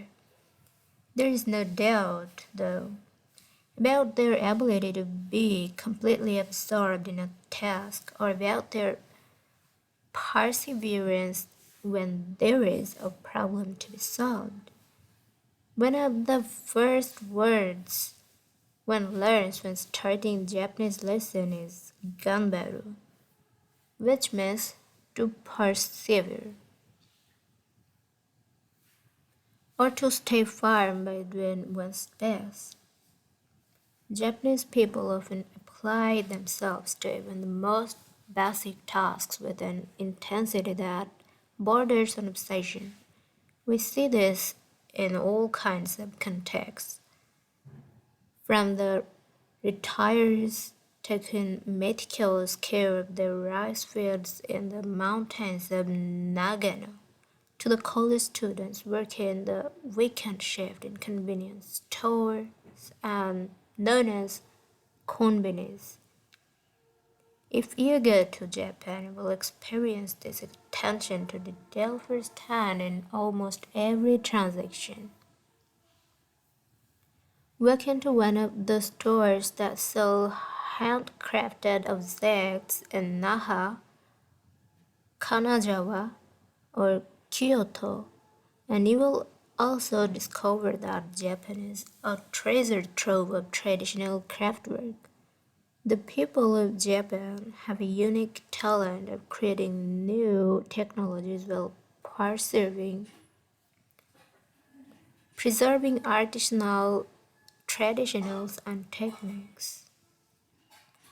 The art of takumi.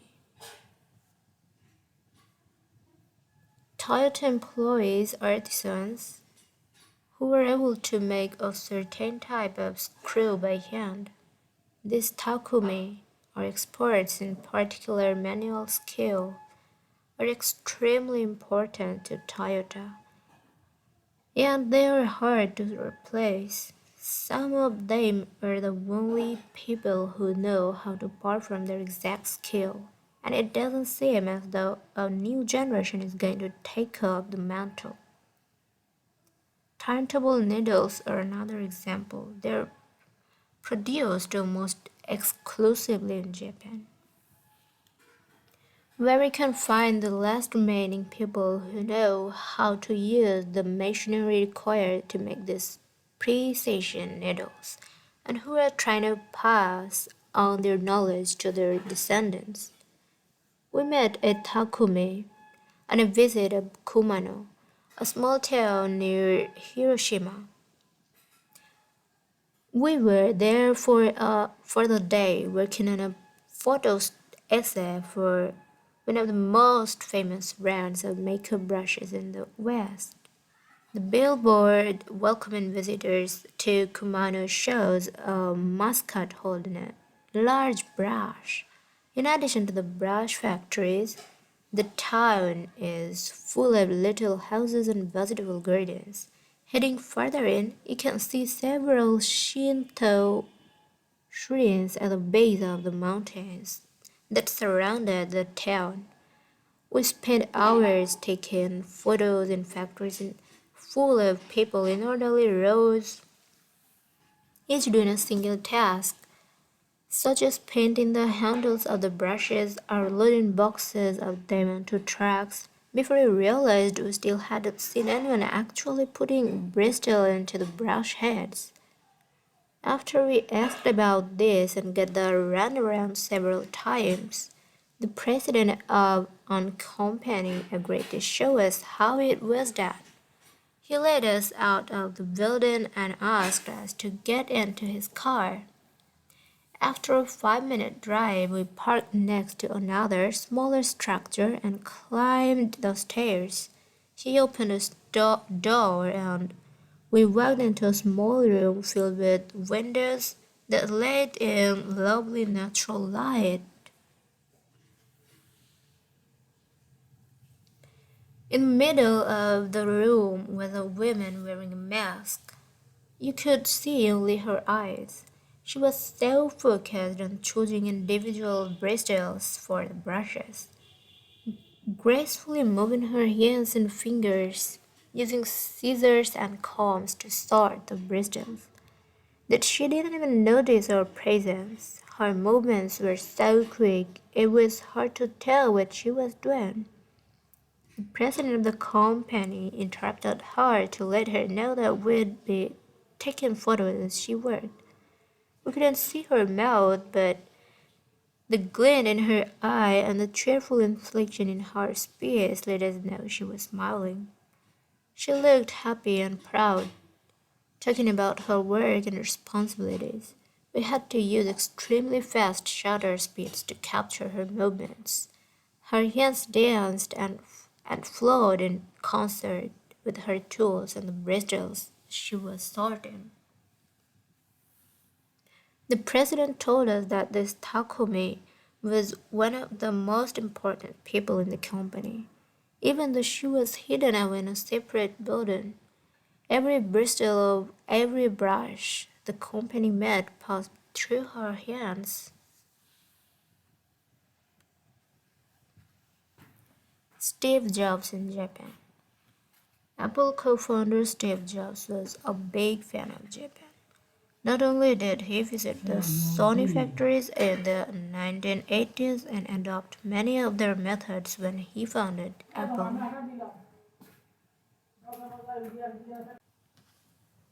he was also captivated by the simplicity and quality of Japanese personnel in Kyoto.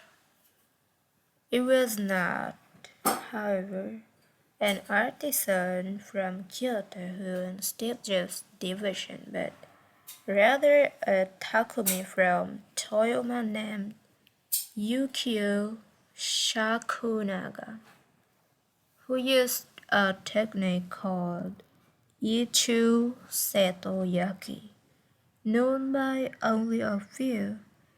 On a visit to Kyoto, Jobs heard of an exhibition of Shakunaga's work.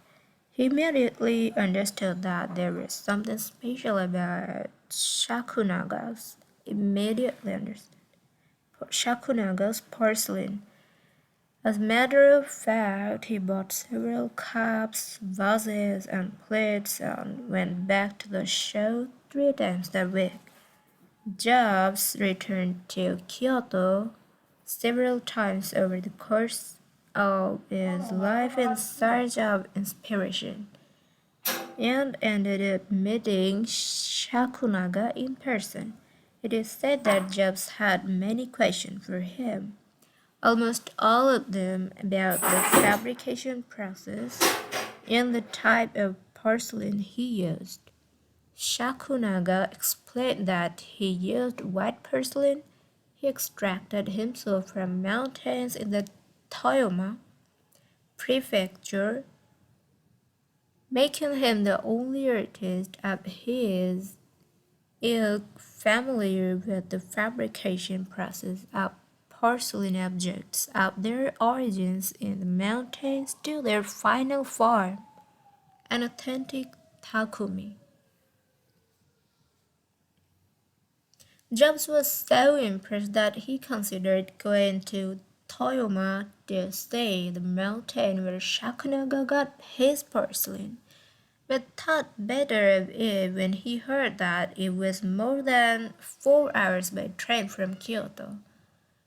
In an interview after Jobs' death, Shakunaga said he was very proud that his work had been appreciated by the man who created the iPhone. He added that Jobs' last purchase from him had been a set of 12 teacups. Jobs had asked for something special, a new style, to satisfy this request. Shakunaga made 150 teacups in process of testing out new ideas. Of these, he chose the 12 best and sent them to the Jobs family. Ever since his first trip to Japan, Jobs was fascinated and inspired by the country's artisans, engineers, especially at Sony, philosophy, especially Zen, and cuisine, especially sushi. Sophisticated simplicity. What do Japanese artisans, engineers, Zen philosophy, and cuisine have in common? Simplicity and attention to detail. It is not a lazy simplicity but a sophisticated one that searches out new frontiers, always taking the object, the body and mind, or the cuisine to the next level.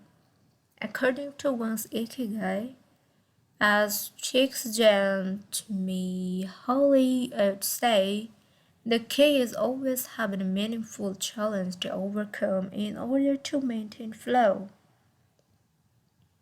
The documentary Zero Dreams of Sushi gives us another example of Takumi. This time in the kitchen, its protagonist has been making sushi every day for more than 80 years and owns a small sushi restaurant near the Ginza subway station in Tokyo. He and his son go every day to the famous Tsukiji fish market and choose the best fish to bring back to the restaurant. In the documentary, we see one of the Zero's apprentices learning to make tamago, a thin, slightly sweet omelette. No matter how hard he tries, he cannot get Zero's approval. He keeps practicing for years until he finally does. Why does the apprentice refuse to give up? Doesn't he get bored cooking eggs every day? No, because making sushi is his ikigai too. Both Zero and his son are culinary artists. They don't get bored when they cook. They achieve a state of flow. They enjoy themselves completely when they are in the kitchen. That is their happiness, their ikigai. They've learned to take pleasure in their work, to lose their sense of time, beyond the close relationship between father and son, which helps them keep the challenge going each day. They also work in a quiet, peaceful environment that allows them to concentrate.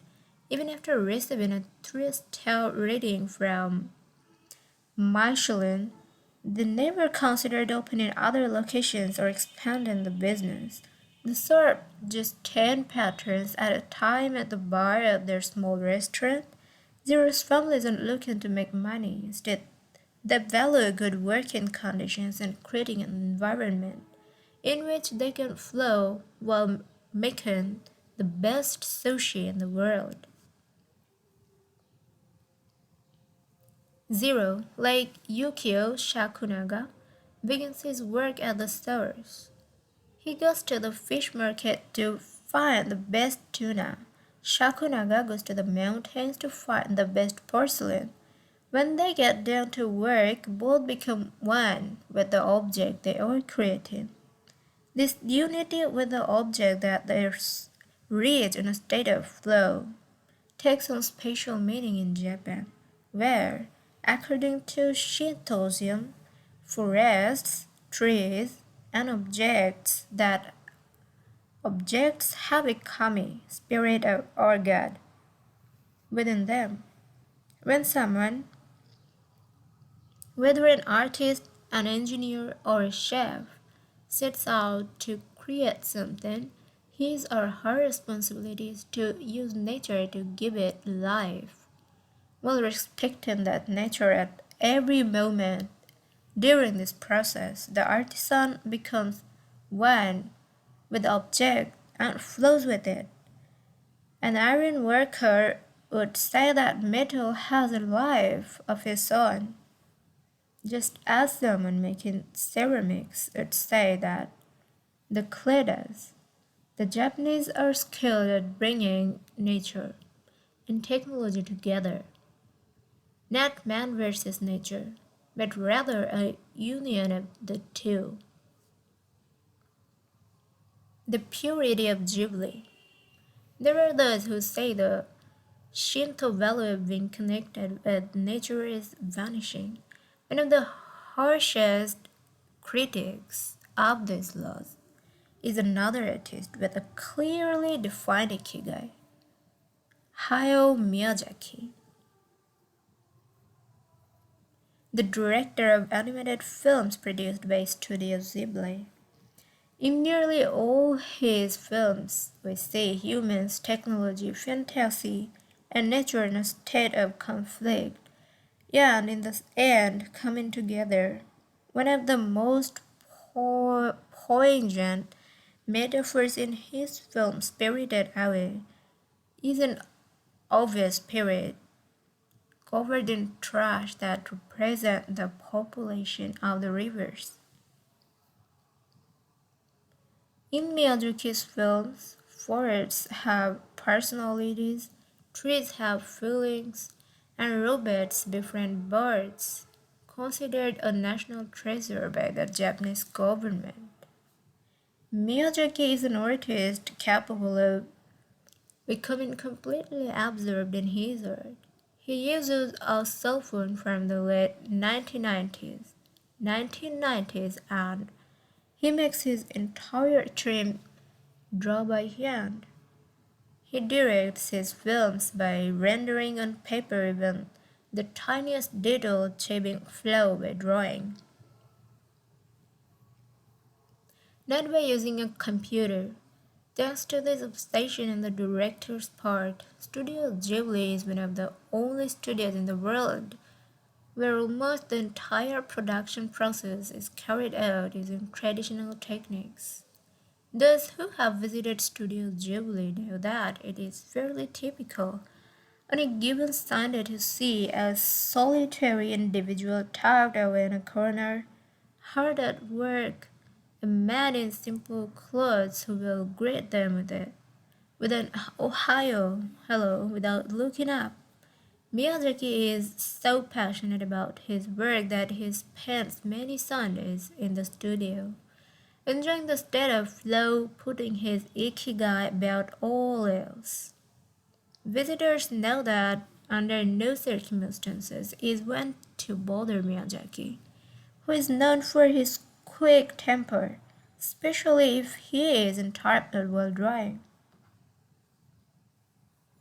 In 2013, Miyazaki announced he was going to retire. To commemorate his retirement, the television station NHK made a documentary showing him in his last days at work. He is drawing in nearly every scene of the film. In one scene, several of his colleagues are seen coming out of a meeting, and there he is, drawing in a corner, paying no attention to them. In another scene, he is shown walking to work on December 30, a national holiday in Japan, and opening the doors of Studio Ghibli so he can spend the day there, drawing alone.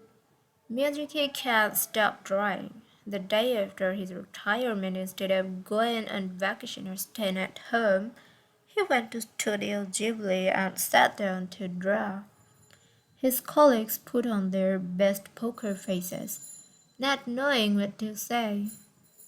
1 year later, he announced he wouldn't make any more feature films, but that he would keep on drawing until the day he died. Can someone really retire if he is passionate about what he does? The recluses. It is not only the Japanese who have this capacity. There are artists and scientists all over the world with strong, clear ikigais. They do what they love until their dying day. The last thing Einstein wrote before closing his eyes forever was a formula that attempted to unite all the forces of the universe in a single theory.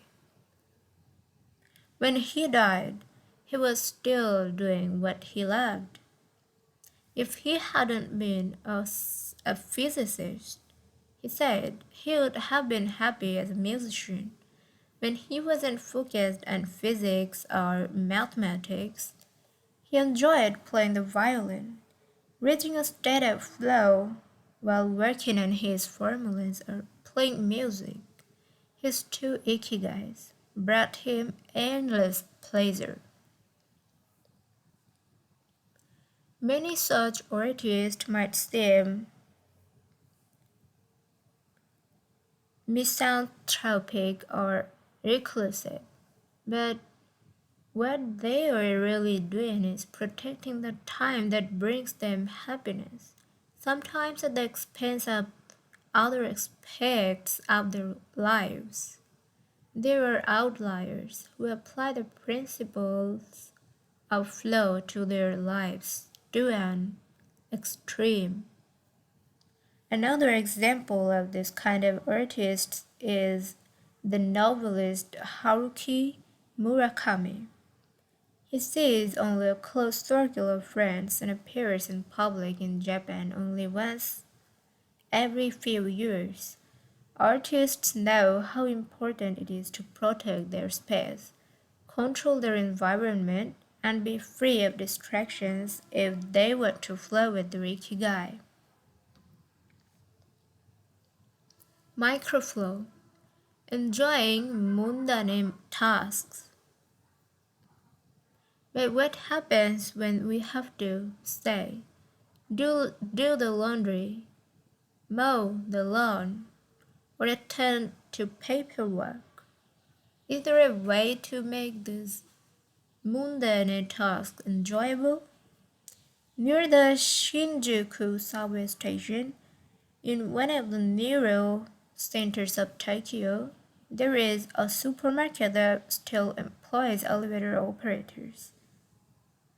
The elevators are fairly standard and could easily be operated by the customers, but the store prefers to provide the service of someone holding the door open for you, pushing the button for you for your floor, and bowing as you exit.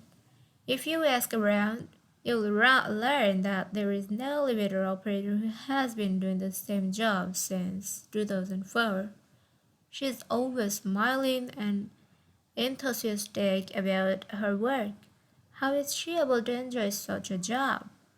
Doesn't she get bored when something so repetitive? On closer inspection, it becomes clear that the elevator operator is not just pushing buttons, but is instead performing a whole sequence of movements. She begins by greeting the customers with a song-like salutation followed by a bow and a welcoming wave of the hand. Then she presses the elevator button with a graceful movement, as though she is geisha offering a client a cup of tea. Csikszentmihalyi calls this microflow. We've all been bored in a class or at a conference and started doodling to keep ourselves entertained, or whistled while painting a wall. If we're naturally being challenged, we get bored and add a layer of complexity to amuse ourselves.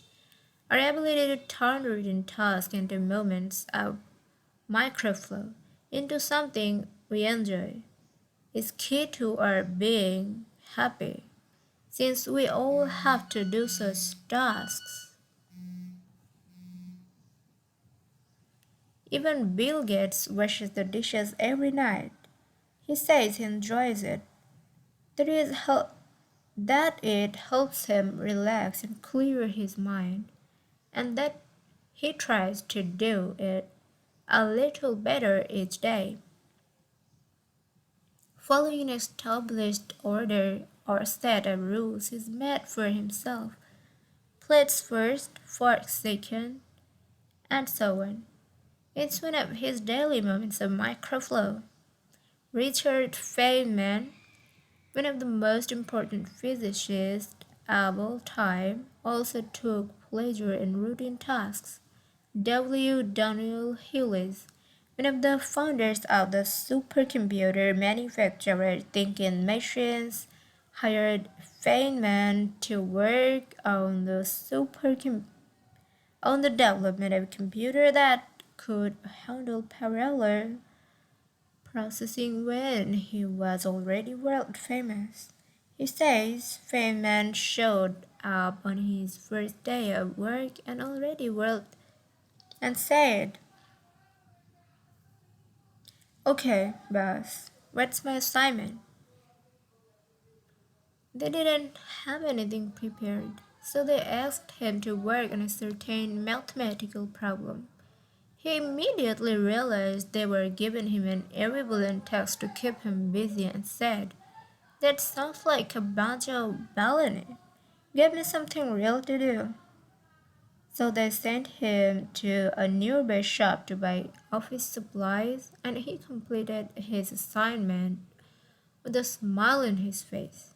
When he didn't have something important to do or needed to rest in his hand, Feynman dedicated himself to microflowing, say, painting the office walls. Weeks later, after visiting the Thinking Machines office, a group of investors declared, "You have a Nobel laureate in their painting walls and soldering circuits.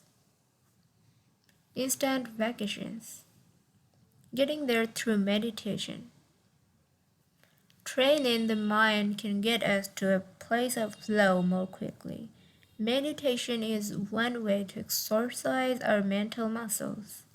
There are many types of meditation, but they all have the same objective: calming the mind, absorbing our thoughts and emotions, and centering our focus on a single object.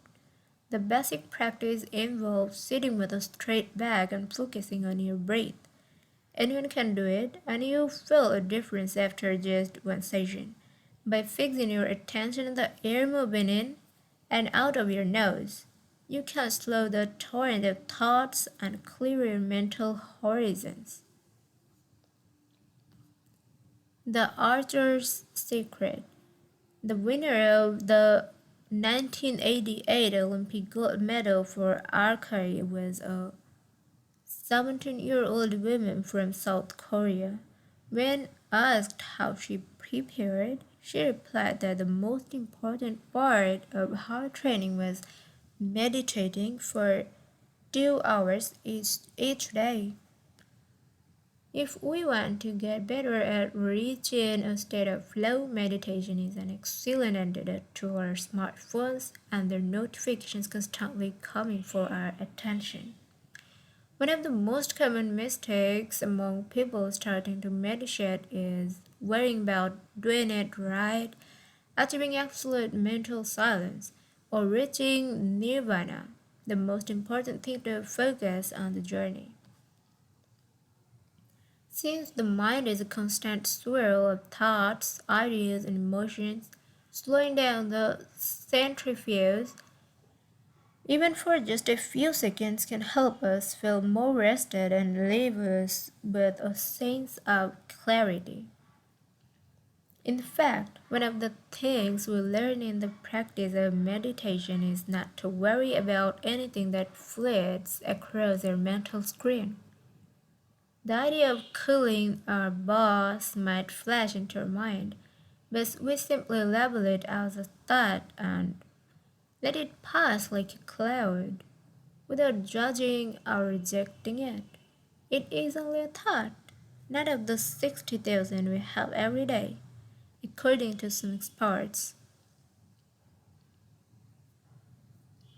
Meditation generates alpha and theta brain waves.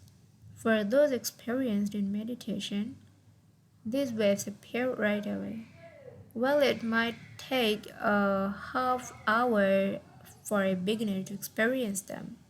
These relaxing brain waves are the ones that are activated right before we fall asleep. As we lie in the sun or right after taking a hot bath, we all carry a spare with us everywhere we go. It's just a matter of knowing how to get in, something anyone can do with a bit of practice. Humans as ritualistic beings. Life is inherently ritualistic. We could argue that humans naturally follow rituals that keeps us busy. In some modern cultures, we have been forced out of our ritualistic lives to pursue goals after goal in order to be seen as successful. But throughout history, humans have always been busy. We are hunting, cooking, farming, exploring, and raising families, activities that were structured as rituals to keep us busy throughout our days. But in an unusual way, rituals still permeate daily life as business practices in modern Japan. The main religions in Japan, Confucianism, Buddhism, and Shintoism, are all ones in which rituals are more important than absolute rules. When doing business in Japan, process, manners, and how we work on something is more important than the final results.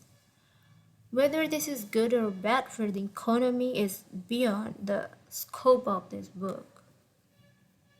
What is indisputable, though, is that finding flow in a ritualistic workplace is much easier than in one in which we are continually stressed out trying to achieve unclear goals set by our bosses.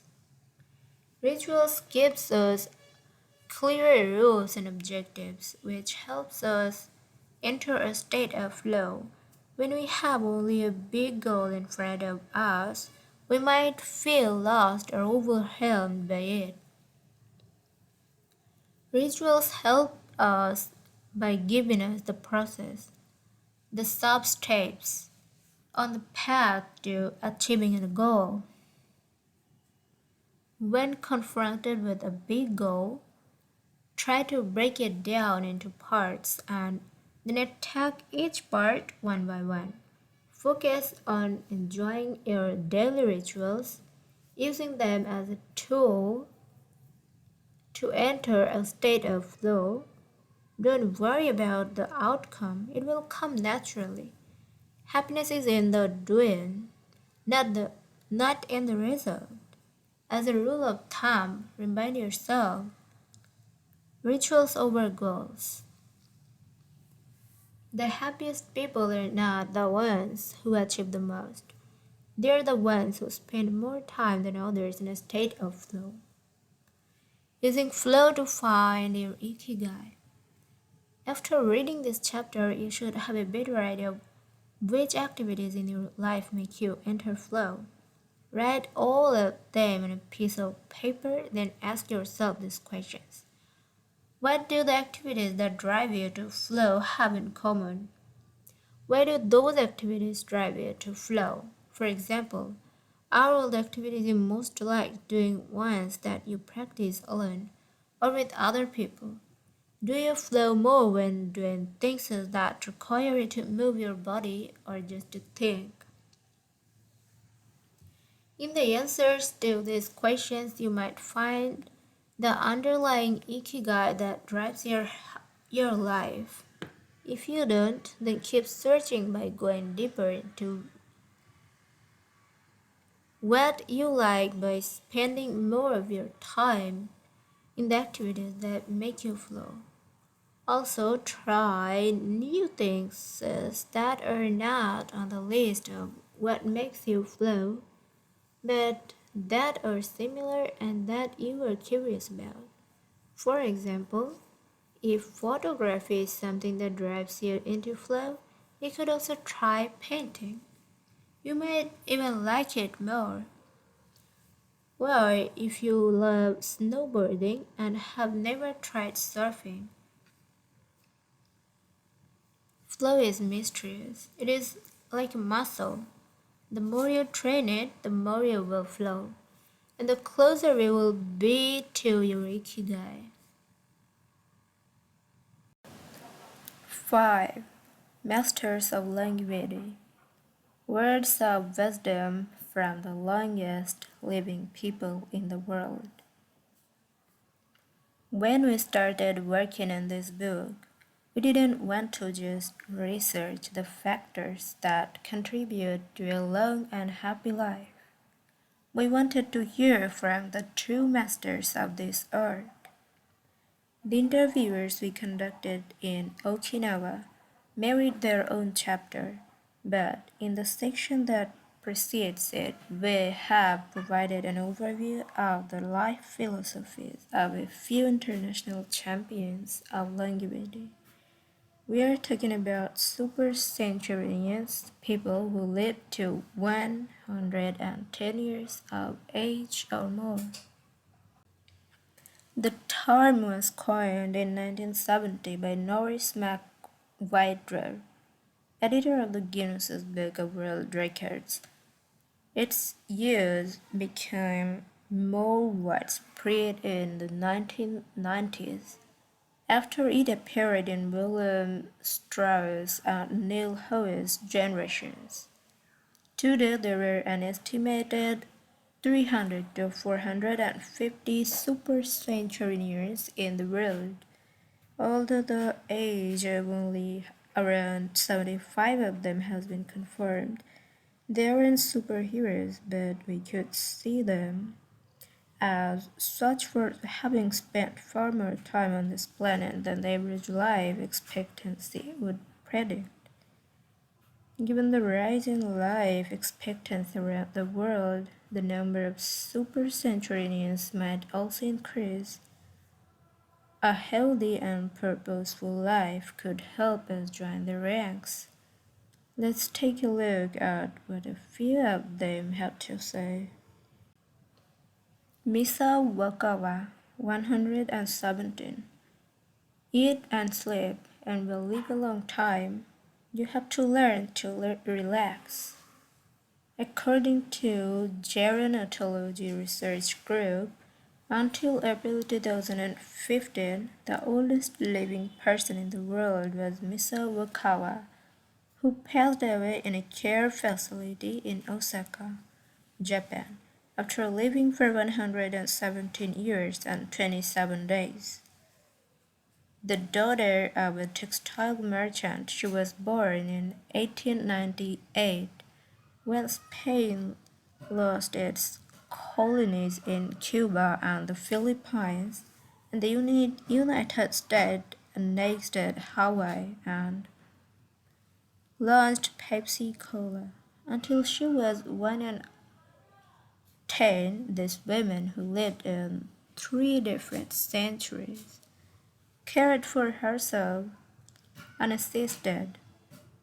When specialists asked about her self-care routine, Michelle answered simply, eating sushi and sleeping, to which we should add having a tremendous thirst for life.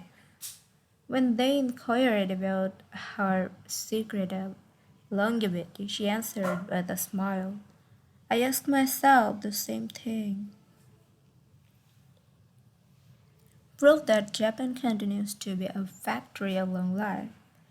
In July of same year, Sakari Momoi passed away at 112 years and 150 days old.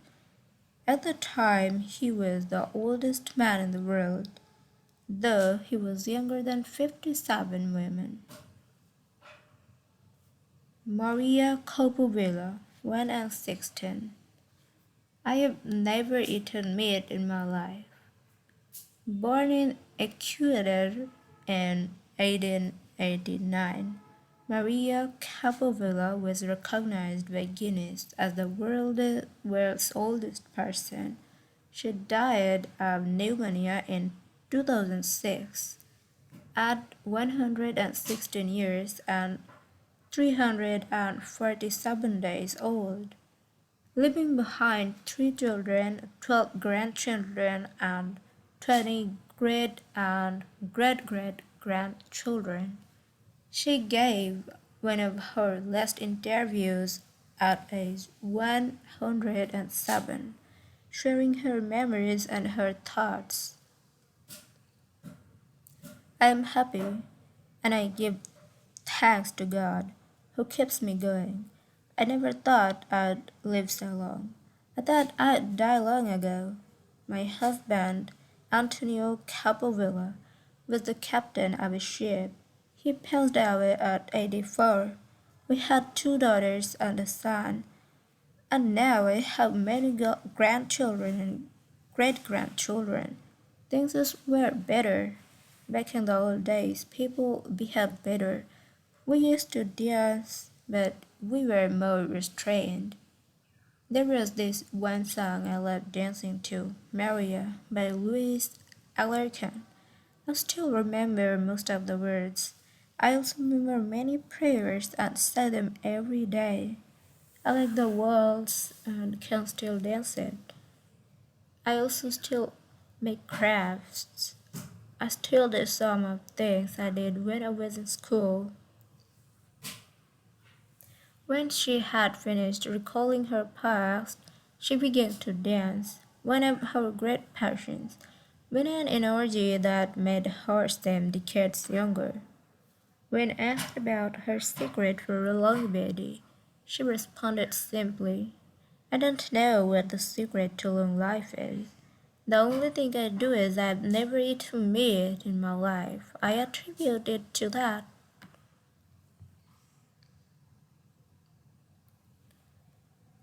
Jenny Shalmat, 122. Everything's fine. Born in Arles, France in February 1875, Jenny Shalmat lived until August 4, 1977, making her at 122 the oldest person of verified age in history. She jokingly said that she completed with Methuselah, and there is no question that she broke numerous records as she went on celebrating birthdays. She died of natural causes at the end of a happy life during which she denied herself almost nothing. She rode a bicycle until she turned 100. She lived on her one until 110 when she agreed to move into a nursing home after accidentally starting a small fire in her apartment.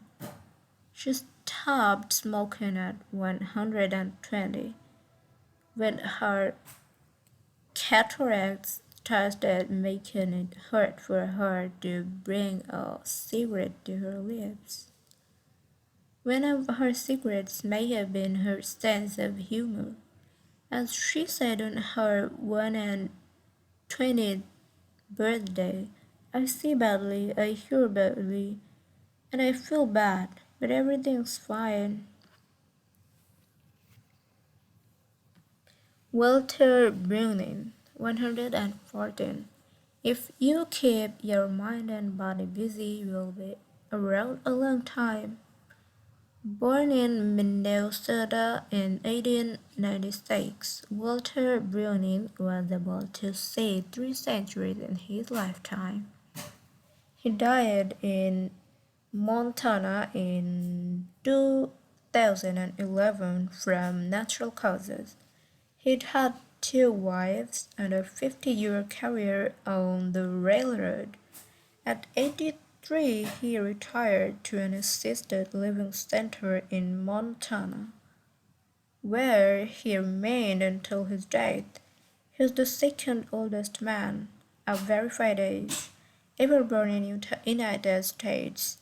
He gave many interviews in his final years, insisting that his longevity stemmed from, among other things, his habit of eating only 2 meals per day and working for as many years as he could.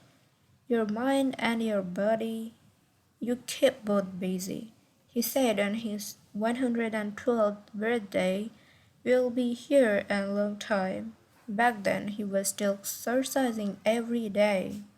Among Brewning's other secrets, he had a habit of helping others, and he wasn't afraid of dying. As he declared in a 2010 interview with the Associated Press, "We're all going to die. Some people are scared of dying. Never be afraid to die, because you're born to die." Before passing away in 2011, he said to have told a pastor that he'd made a deal with God. If he wasn't going to get better, it was time to go. Alexander Image, 111. I just haven't died yet.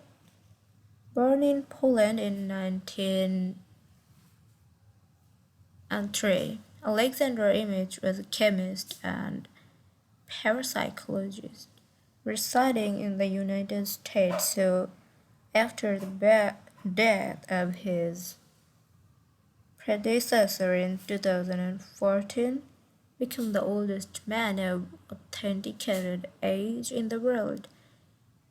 Image himself died shortly thereafter, in June of that year, leaving behind a long life rich with experiences.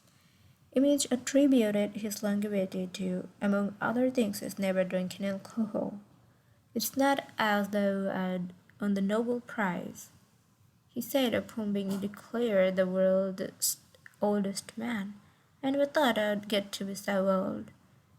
When asked about his secret to living so long, his answer was, I don't know, I just haven't died yet. Ikigai artists. The secret to long life, however, is not held by super-centenarians alone. There were many people of advanced age who, though they haven't made it into Guinness World Records, offer us inspiration and ideas for bringing energy and meaning to our lives. Artists, for example, who carry the torch of their ikigai instead of retiring, have this power. Art, in all its forms, is an ikigai that can bring happiness and purpose to our days. Enjoying or creating beauty is free and something all human beings have access to. Hokusai, Japanese artist who made woodblock prints in the ukiyo style and lived for 88 years, from the mid-18th to the mid-19th century, added this postscript to the first edition of his 100 Views of Mount Fuji. Well, that I have produced before the age of 70 is not worth being counted. It is at the age of 73 that I have somewhat begun to understand the structure of a true nature, of animals and grasses, and trees and birds, and fishes and insects. Consequently, at 80 years of age, I shall have made still more progress. At 90, I hope to have penetrated into the mystery of things. At 100 years of age, I should have reached decidedly marvelous degree, and when I shall be 110, all that I do, every point and every line, shall be instinct with life. In the pages that follow, we have collected some of the most inspirational words from artists interviewed by Camille Sweeney for the New York Times of those 211. None have retired and all still enjoy their passion, which they plan to pursue until their final breath, demonstrating that when you have a clear purpose, no one can stop you. The actor Christopher Plummer, still working at 86, reveals a dark desire shared by many who love the profession. We want to drop dead on stage. That would be a nice theatrical way to go. Osamu Tezuka, the father of modern Japanese manga, shared this feeling before he died in 1989. His last words as he drew one final cartoon were, "Please, just let me work." The 86-year-old filmmaker Frederick Wiseman declared on a stroll through Paris that he likes to work, which is why he does it with such intensity.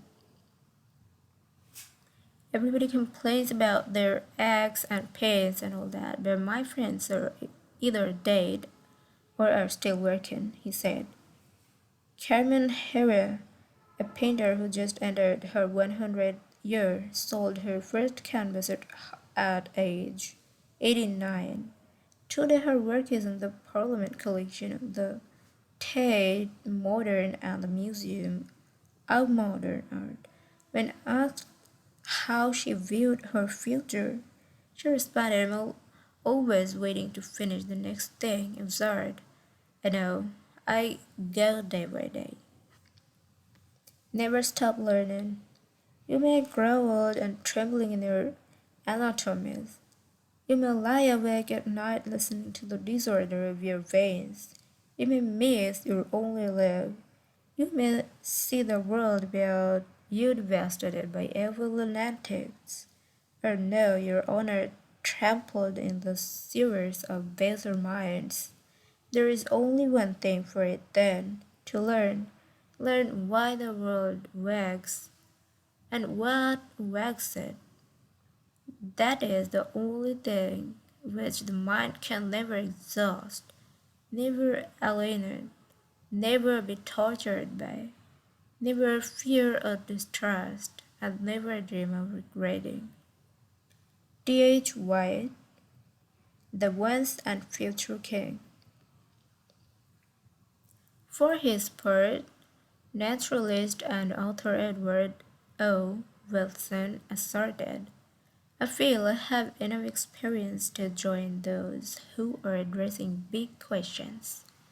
About 10 years ago, when I began reading and thinking more broadly about the question of what are we, where did we come from, and where are we going, I was astonished at how little this was being done.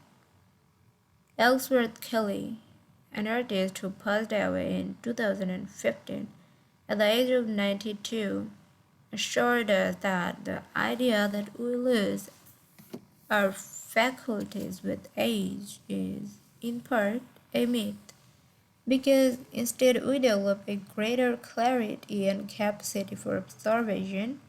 It's one thing about getting older, you see more. Every day I am continuing to see new things.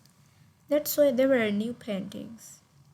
At 86, the architect Frank Gehry reminds us that some buildings can take 7 years from the time you were hired until they're finished, a fact that favors a patient attitude with regard to the passage of time.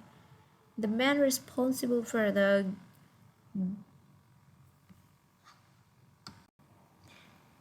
Guggenheim Museum Bilbao, however, knows how to live in the here and now. You stay in your time, you don't go backward. I think you, if you relate to the time you're in, you keep your eyes and ears open. Read the paper, see what's going on. Stay curious about everything, you'll automatically be in your time. Longevity in Japan. Because of its robust civil registry, many of those verified as having lived the longest are found in the United States. However, there were many centenarians living in remote villages in other countries. A peaceful life in the countryside seems pretty common among people who have watched a century pass. Without question, the international superstar of longevity in Japan, which had the highest life expectancy of any country in the world, in addition to a healthy diet, which we will explore in detail, and an integrated healthcare system in which people go to the doctor for regular checkups to prevent disease. Longevity in Japan is closely tied to its culture, as we will say later on. The sense of community and the fact that Japanese people make an effort to stay active until the very end are key elements to their secret to long life. If you want to stay busy even when there's no need to work, there has to be an ikigai on your horizon, a purpose that guides you throughout your life and pushes you to make things as of beauty and utility for the community and yourself.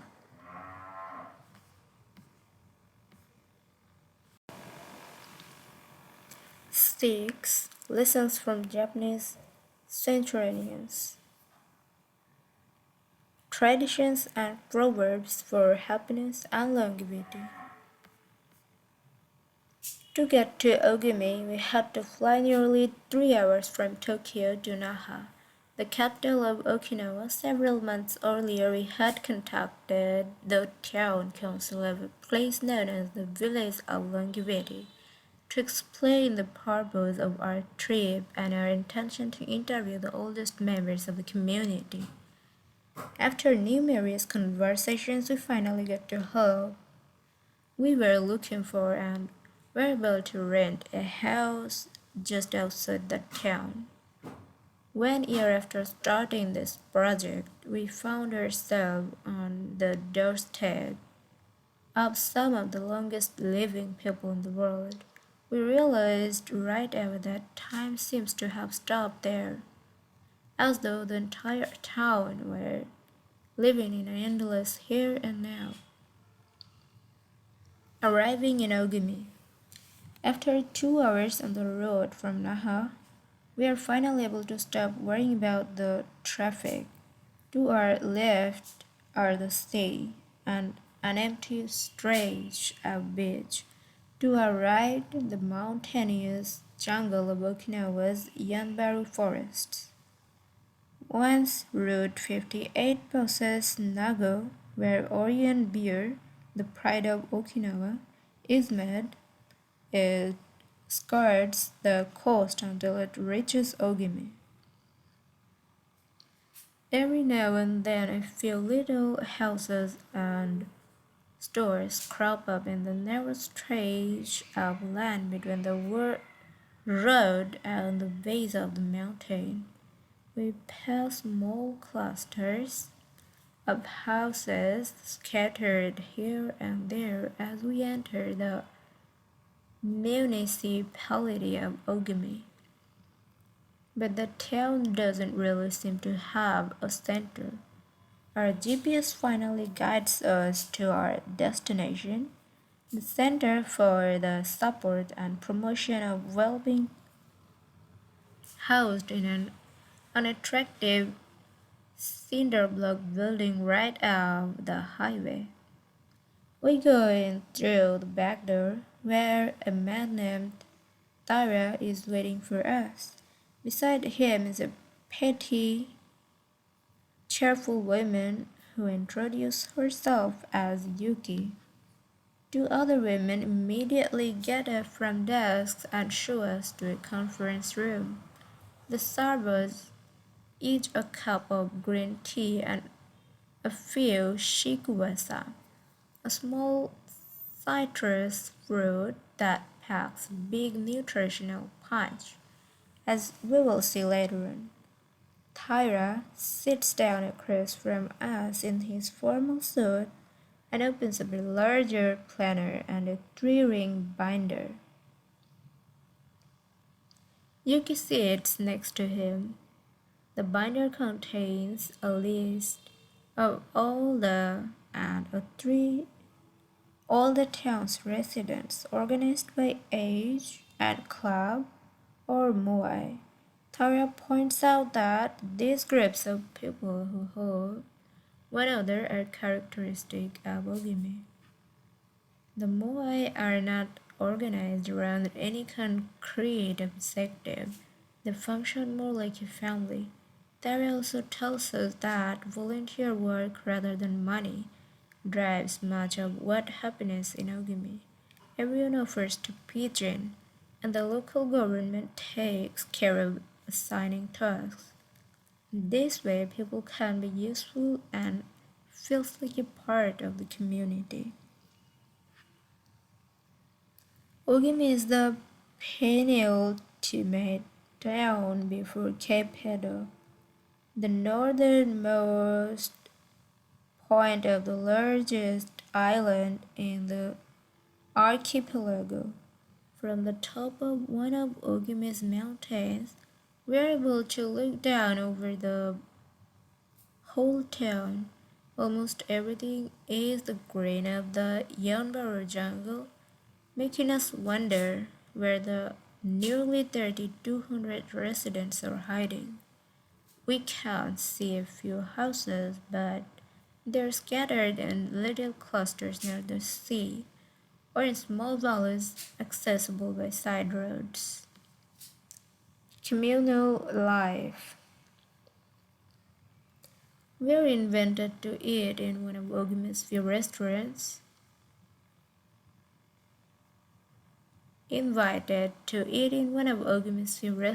But when we arrive, the only 3 tables are already reserved.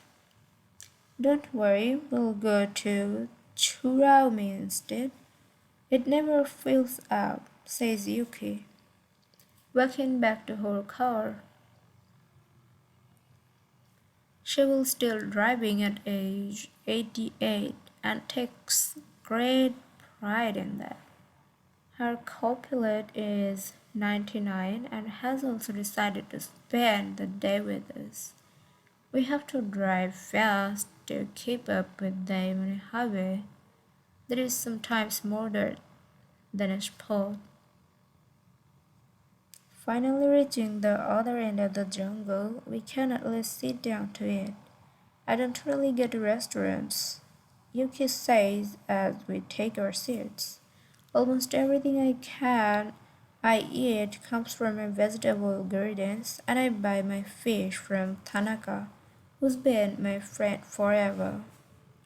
The restaurant is right by the sea and seems like something from the planet Tatooine from the Star Wars. The menu boasts in large letters that serves slow food prepared with organic vegetables grown in the town. But really, you can continue. Food is the least important thing. She is extroverted and rather pretty. She likes to talk about her role as the director of several associations run by the local government. Food won't help you live longer, she says, bringing to her lips a bite of the diminutive confection that followed their meal. The secret is smiling and having a good time. There were no bars and only a few restaurants in Ogimi, but those who live there enjoy a rich social life that revolves around community center. The town is divided into 17 neighborhoods, and each one has a president and several people in charge of things like culture, festivals, social activities, and longevity. Residents pay close attention to this last category. We were invited to the community center of one of the 17 neighborhoods. It is an old building right next to one of the mountains of the Yonbaru jungle, home to Bunagaya, the town's iconic spirits. The Bunagaya spirits of the Yanbaru jungle. Bunagaya are magical creatures that inhabit the Yanbaru jungle near Ogumi and its surrounding towns. They manifest as children with long red hair and like to hide in the jungle's gajumaru, banyan trees, and go fishing on the beach. Many of Okinawa's stories and fables are about Bunagaya spirits. They were mischievous, playful, and unpredictable. Locals say that the Bunagaya love the mountains, rivers, sea, trees, earth, wind, and animals, and that if you want to befriend them, you have to show respect for nature. A birthday party. When we arrive at the neighborhood's community center, we are greeted by a group of about 20 people who proudly proclaim the youngest among us is 83. We conduct our interviews at a large table while drinking green tea. When we finish, we're brought to an event space where we celebrate the birthdays of three members of the group. One woman is turning 99, another 94, and one young man has just reached 89. We sing a few songs popular in the village and finish up with happy birthday in English. The woman turning 99 blows out the candles and thanks people for coming to her birthday. We eat homemade shikuwasa cake and end up dancing and celebrating as though it were the birthday of a 20-something. It's the first party, but not the last, and we'll attend during our week in the village. We'll also do karaoke with a group of seniors who sing better than we do, and attend a traditional festival with local bands, dancers, and food stands at the foot of a mountain. Celebrate each day together. Celebrations seem to be an essential part of life in Ogimi. We are invited to watch a game of gateball, one of the most popular sports among Okinawa's older residents. It involves hitting a ball with a mallet-like stick. It's a low-impact sport that can be played anywhere and is a good excuse to move around and have fun as a group. The residents hold a local competition, and there is no age limit for participants. We participate in the weekly game and lose to a woman who recently turned 104. Everyone cheers, and the defeated look on our faces elicits laughter.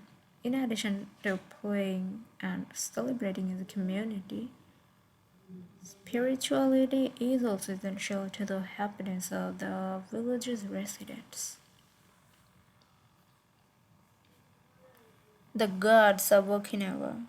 The main religion in Okinawa is known as Ryukyu Shinto. Ryukyu is the original name of the Okinawa's archipelago, and Shinto means the path of the gods. Ryukyu Shinto combines elements of Chinese Taoism, Confucianism, Buddhism, and Shintoism with shamanistic and animistic elements. According to this ancient faith, the world is populated by an infinite number of spirits divided into several types. spirits of the home, of the forest, of the trees, and the mountains. It is important to appease these spirits through rituals and festivals, and by consecrating sacred grounds. Okinawa is full of sacred jungles and forests, where many of the two main kinds of temples are found, the Utaki and the Uganju. We visited an Uganju, or small open-air temple adorned with incense and coins, next to a waterfall in Ogami. The Utake is a collection of stones where people go to pray and where supposedly spirits gather. In Okinawa's religious practice, women are considered spiritually superior to men, whereas the opposite is true of traditional Shintoism in the rest of Japan. Yuta are women chosen as mediums by their communities to make contact with the spirit realm through traditional rites.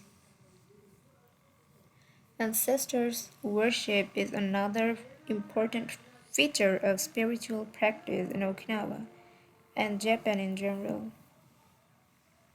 The home of each generation's firstborn usually contains a butsudan, or small altar, used to pray for and make offerings to the family's ancestors. Mabui. Every person has an essence or mabui. This mabui is our spirit and the source of our life force. It is important, immortal, and makes us who we are. Sometimes the mabui of someone who has died and trapped in a body of long living person. This situation requires a separation ritual to free the mabui of the deceased. It often happens when a person dies suddenly, especially at a young age, and his or her mabui does not want to move on to the realm of the dead. A mabui can also be passed from person to person by physical contact. A grandmother who leaves her granddaughter a ring transfers a part of her mabui to her. Photographs can also be medium for passing mabui among people. The older, the stronger. Looking back, our days in Okimi are intense but relaxed, sort of like the lifestyle of the locals, who always seem to be busy with important tasks but who, upon closer inspection, did everything with a sense of calm. They were always pursuing their ikigai, but they were never in a rush. Not only did they seem to be happily busy, but we also noticed that they followed the other principles for happiness that Washington Barnett started 200 years ago. The grand essentials to happiness in this life are something to do, something to love, and something to hope for. On our last day, we went to buy gifts at a small market at the edge of town. The only things sold there were local vegetables, green tea, and shikwasa juice, along with the bottles of water from spring hidden in the Yanbaru forest, bearing labels that read longevity water. Bought ourselves some of this longevity water and drank it in the parking lot, looking out over the sea and hoping that the little bottles can promise the magical elixir would bring us health and long life, and would help us find our own ikigai. Then I took a photo with a statue of Vunagaya and walked up to it one last time to read the inscription.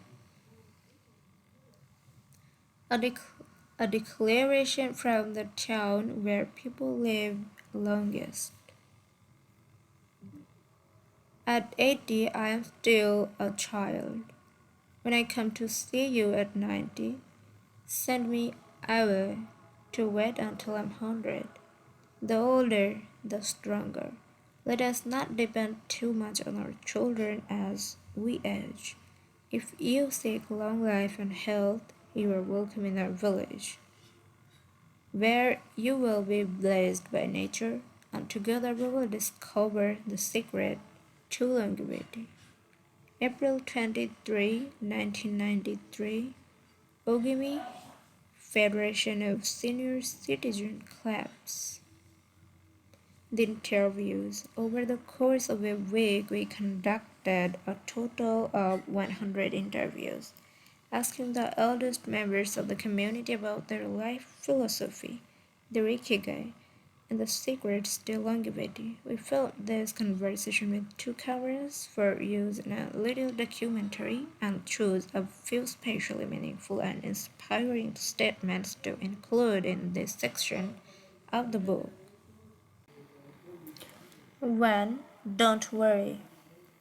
The secret to a long life is not to worry, and to keep your heart young. Don't let it grow old. Open your heart to people with a nice smile on your face.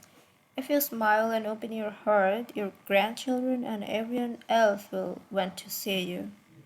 The best way to avoid anxiety is to go out in the street and say hello to people. I do it every day. I go out there and say hello and see you later. Then I go home and care for my vegetable garden. In the afternoon, I spend time with friends. Here, people get so low. We try not to cause problems. Spending time together and having fun is the only thing that matters. 2. Cultivate good habits. I feel joy every morning waking up at 6 and opening the curtains to look out at my garden where I grow my own vegetables. I go right outside to take out my tomatoes and my mandarin oranges. I love the sight of them.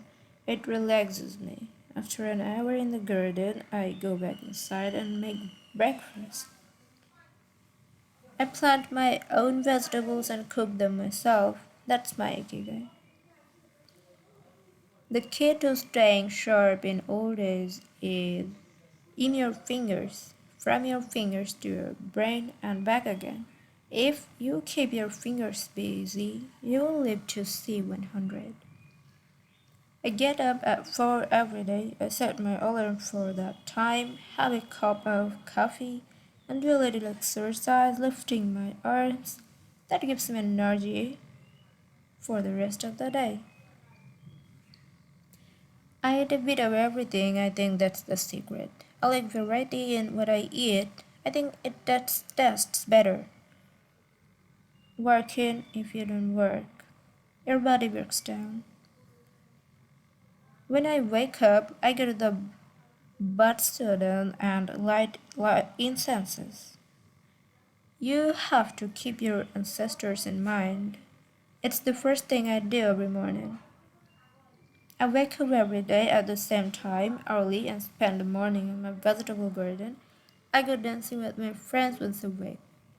I do exercise every day, and every morning I go for a little walk.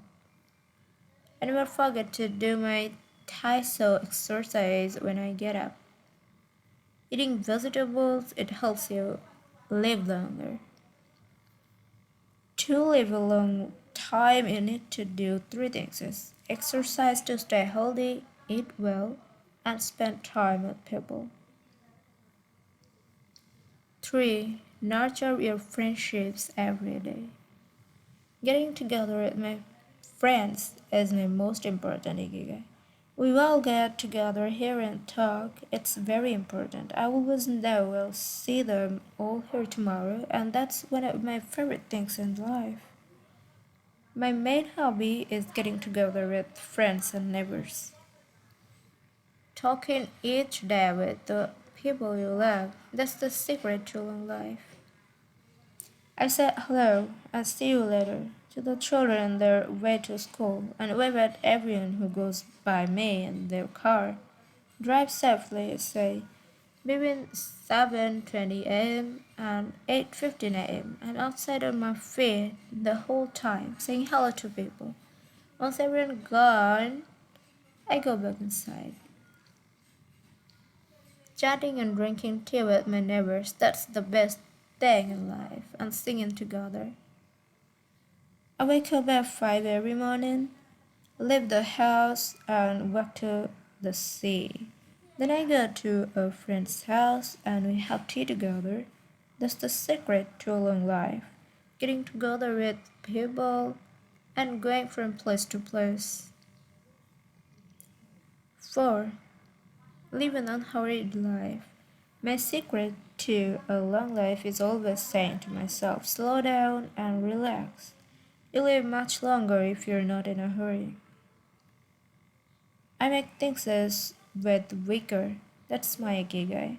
The first thing I do when I wake up is pray. Then I do my exercises and eat breakfast. At 7 I calmly start working on my vigor.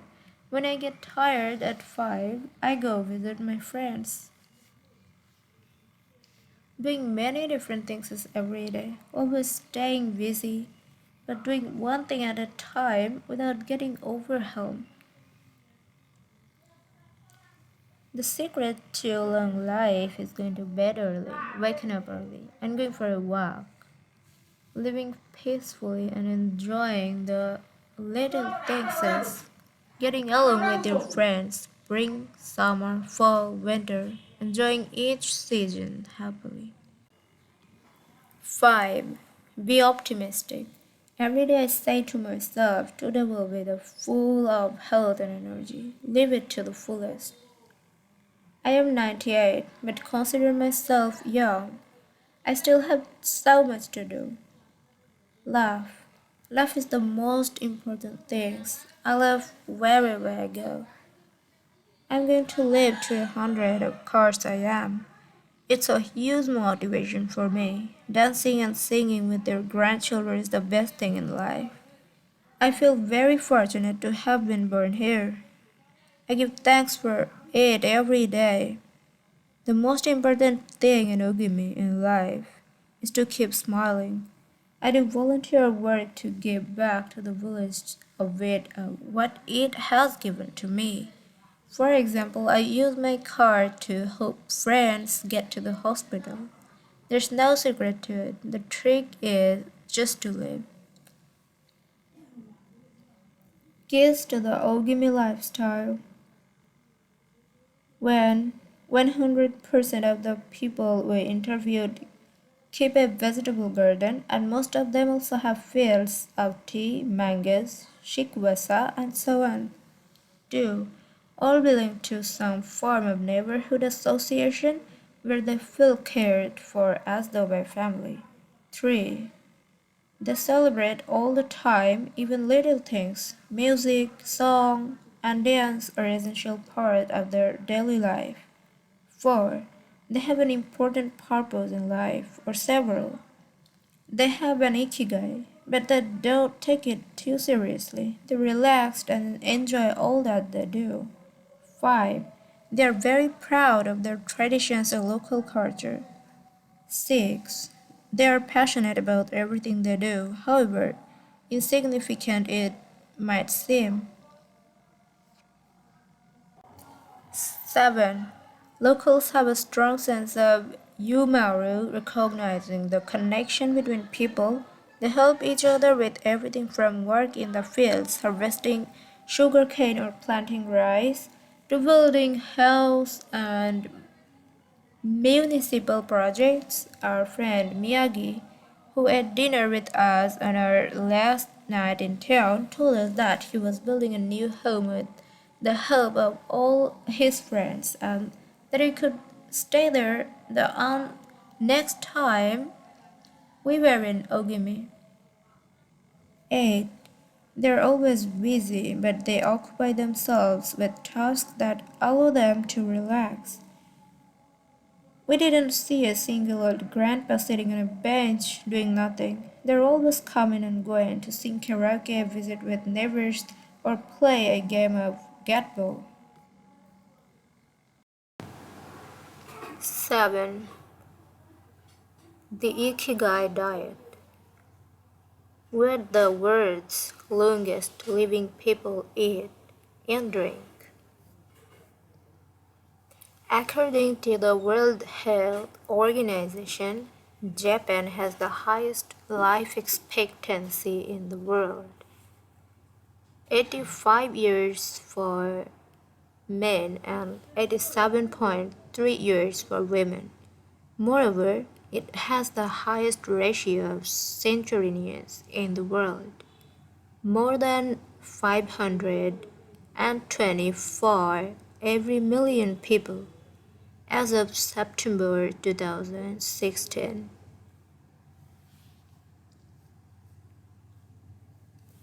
The above graphic, which compares life expectancy in Japan, its province Okinawa, Sweden, and the United States, shows that while life expectancy in Japan is high overall,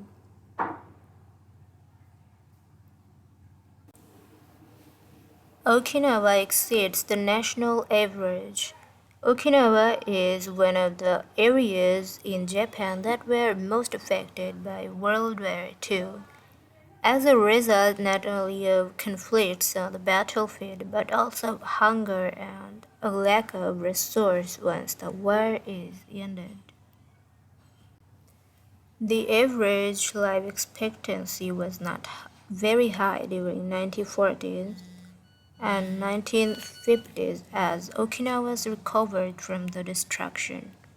However, they came to be some of the country's longest living citizens. What secrets to long life do the Japanese hold? What is it about Okinawa that makes it the best of the best in terms of life expectancy? Experts point out that, for one thing, Okinawa is the only province in Japan without trains. Its residents have to walk or cycle when not driving. It is also the only province that has managed to follow the Japanese government's recommendation of eating less than 10 grams of salt per day. Okinawa's miracle diet. The mortality rate from cardiovascular disease in Okinawa is the longest in Japan, and diet almost certainly has a lot to do with this.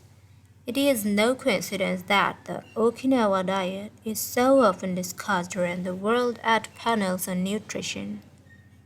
The most concrete and widely cited data on diet is Okinawa come from studies by Makoto Suzuki, a cardiologist at the University of the Ryukyus, who has published more than 700 scientific articles on nutrition and aging in Okinawa since 1970. Bradley J. Wilcox and D. Craig Wilcox joined Makoto Suzuki's research team and published a book considered the Bible on the subject. The Okinawa program raised the following conclusions. Locals eat a wide variety of foods, especially vegetables. Variety seems to be key. A study of Okinawa's centenarians showed that they ate 206 different foods, including species, on a regular basis. They ate an average of 18 different foods each day, a striking contrast to the nutritional poverty of our fast food culture. They eat at least 5 servings of fruits and vegetables every day. At least 7 types of fruits and vegetables are consumed by Okinawans on a daily basis. The easiest way to check if there is enough variety on your table is to make sure you're eating the rainbow. A table featuring red peppers, carrots, spinach, cauliflower, and eggplant, for example, offers great color and variety.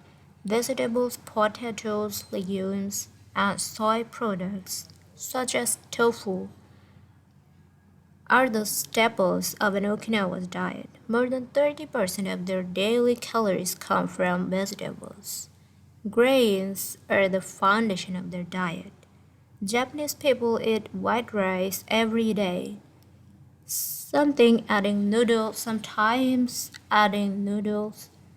Rice is the primary food in Okinawa as well. They rarely eat sugar, and if they do, it's cane sugar. We drove through several sugarcane fields every morning on our way to Ogimi, and even drank a glass of cane juice at Nakijin Castle. Beside the stall selling the juice was a sign describing the anti-carcinogenic benefits of sugar cane. In addition to these basic dietary principles, Okinawans eat fish an average of 3 times per week. Unlike in other parts of Japan, the most frequently consumed meat is pork, though locals eat only once or twice per week. Along these lines, Makoto Suzuki's studies indicate the following. Okinawans consume in general 1/3 as much sugar as the rest of the Japanese population, which means that sweets and chocolates are much less than a part of their diet. They also eat practically half as much salt as the rest of Japan, 7 grams per day, compared to an average of 12. They consume fewer calories as an average of 17,085 per day, compared to 2,068 in the rest of Japan. In fact, low caloric intake is common in the 5 blue zones. Hara Hachibu. This brings us back to the 80% rule we mentioned in the first chapter, a concept known in Japan as Hara Hachibu. It's easy to do. When you notice you're almost full but could have a little more, just stop eating. One easy way to start applying the concept of Hara Hachibu is to skip dessert or to reduce portion size. The idea is to still be a little bit hungry when you finish. This is why portion size tends to be much smaller in Japan than in the West. Food isn't served as appetizers, main courses, and dessert. Instead, it's much more common to see everything presented at once in small plates. One with rice, another with vegetables, a bowl of miso soup, and something to snack on. Serving food on many small plates makes it easier to avoid eating too much and facilitates the varied diet discussed at the beginning of the chapter. Hara Hachibu is an ancient practice. The 12th century book on Zen Buddhism, Zazen Yujin Ki, recommends eating 2/3 as much as you might want to. Eating less than one might want is common among all Buddhist temples in the East. Perhaps Buddhism recognized the benefits of limiting caloric intake more than 9 centuries ago. So, eat less to live longer. Few would challenge this idea without taking it to the extreme of malnutrition. Of course, eating fewer calories than our bodies ask for seems to increase longevity. The key to staying healthy while consuming fewer calories is eating foods with a high nutritional value, especially superfoods, and avoiding those that add to our overall caloric intake but offer little to no nutritional value. The calorie restriction we've been discussing is one of the most effective ways to add years to your life. If the body regularly consumes enough or too many calories, it gets lethargic and starts to wear down, expending significant energy on digestion alone. Another benefit of calorie restriction is that it reduces levels of IGF-1, insulin-like growth factor 1, in the body. IGF-1 is a protein that plays a significant role in the aging process.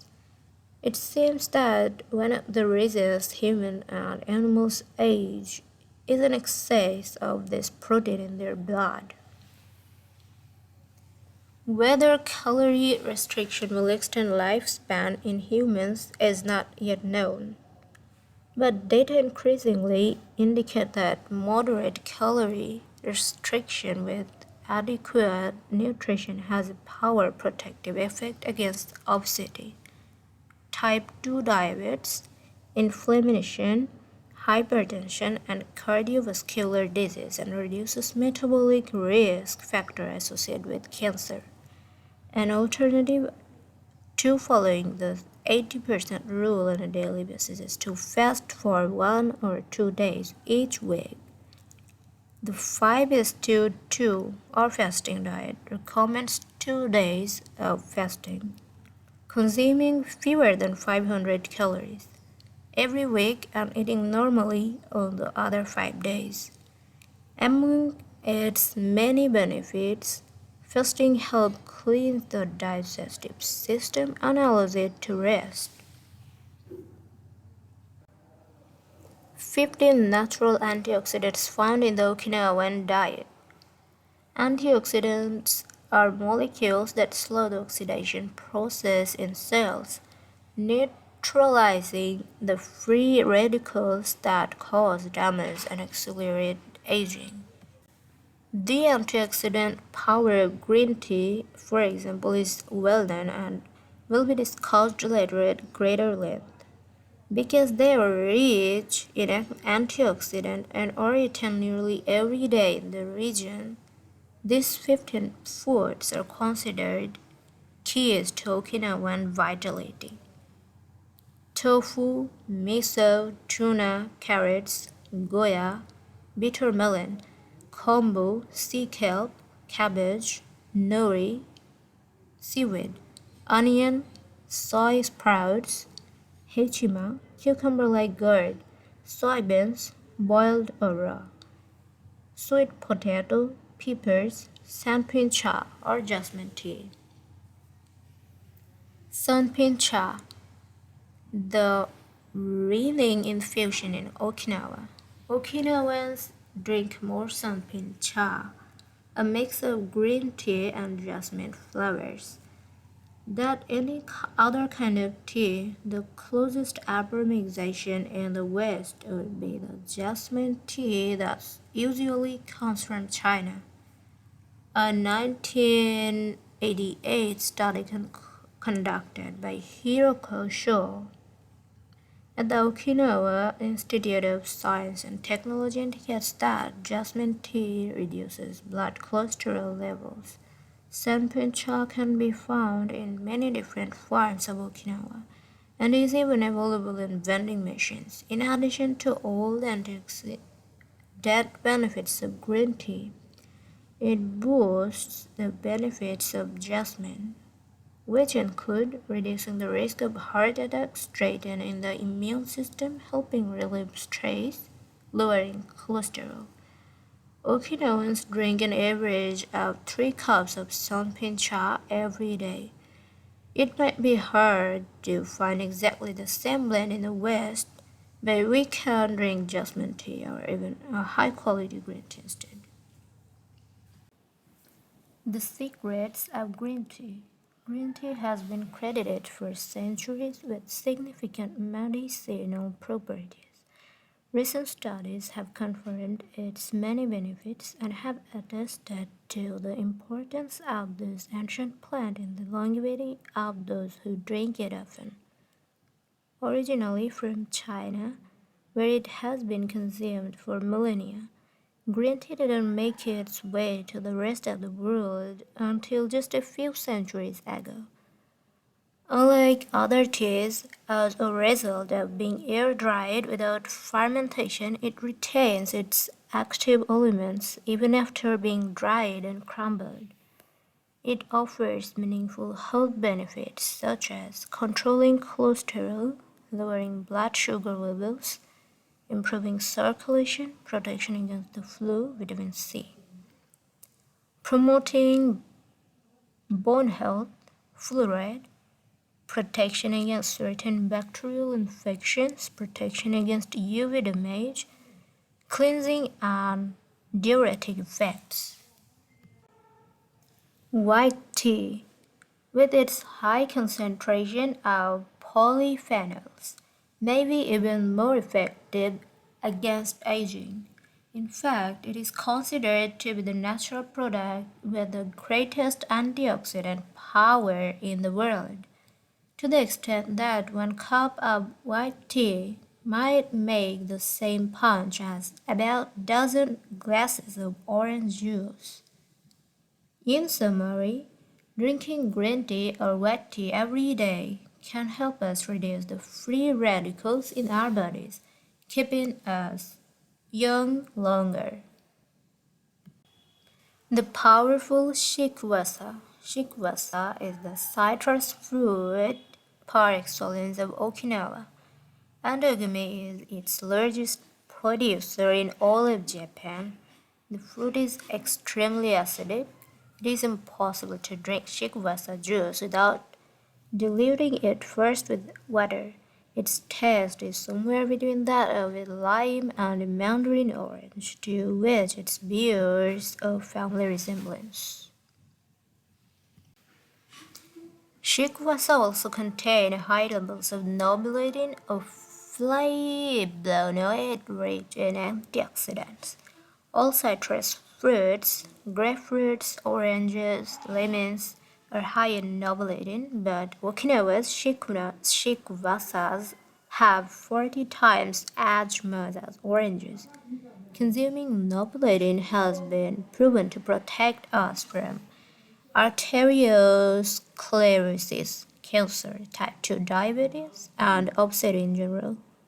Shikwasas also contain vitamin C and B1, beta-carotene, and minerals. They are used in many traditional dishes and to add flavor to food and are squeezed to make juice. While conducting research at the birthday parties of the town's grandparents, we were served shikwasa cake. The antioxidant canon for Westerners. In 2010, the UK's Daily Mirror published a list of foods recommended by experts to combat aging. Among these foods readily available in the West are vegetables such as broccoli and carrot for their high concentration of water, minerals, and fiber. Oily fish such as salmon, mackerel, tuna, and sardines for all the antioxidants in their fat. Fruits such as citrus, strawberries, and apricots, they're an excellent source of vitamins and help eliminate toxins from the body. Berries such as blueberries and goji berries, they're rich in phytochemical antioxidant.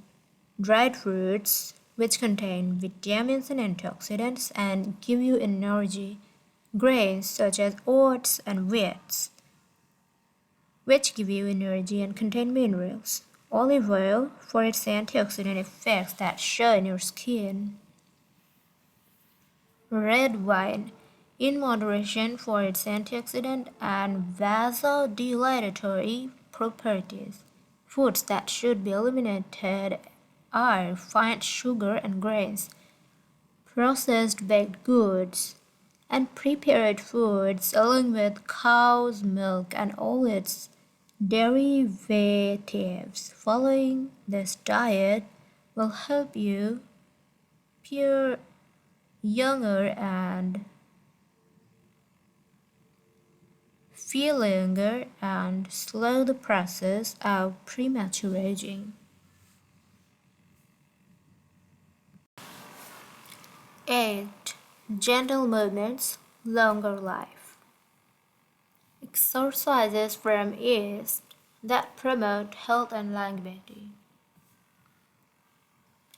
Studies from the blue zones suggest that the people who live longest are not the ones who do the most exercise, but rather ones who move the most. When we visited Ogimi, the village of longevity, we discovered that even people over 80 and 90 years old are still highly active. They don't stay at home looking out the window or reading the newspapers. Ogimi's residents work a lot, do karaoke with their neighbors, get up early in the morning, and as soon as they have had breakfast or even before, head outside to weed their gardens. They don't go to the gym or exercise intensely, but they almost never stop moving in the course of their daily routines. As easy as getting out of your chair, metabolism slows down 90% after 30 minutes of sitting. The enzymes that move the bad fat from your arteries to your muscles where it can get burned up slow down, and after 2 hours, good cholesterol drops 20%. Just getting up for 5 minutes is going to get things going again. These things are so simple they're almost stupid, says Gavin Bradley in a 2015 interview with Brigid Schultz for the Washington Post. Bradley is one of the preeminent experts on the subject and the director of an international organization dedicated to building awareness of how detrimental sitting all the time can be to our health. If we live in a city, we might find it hard to move in natural and healthy ways every day, but we can turn to exercises that have proven for centuries to be good for the body. The Eastern disciplines for bringing body, mind, and soul into balance have become quite popular in the West, but in their countries of origin they have been used for ages to promote health. Yoga, originally from India, though very popular in Japan and China's Qigong and Tai Chi, among other disciplines, seek to create harmony between a person's body and mind so they can face the world with strength, joy, and serenity.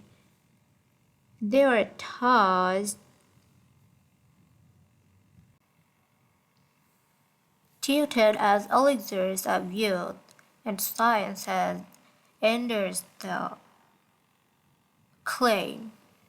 This gentle exercise offers extraordinary health benefits and are particularly appropriate for older individuals who have a harder time staying fit.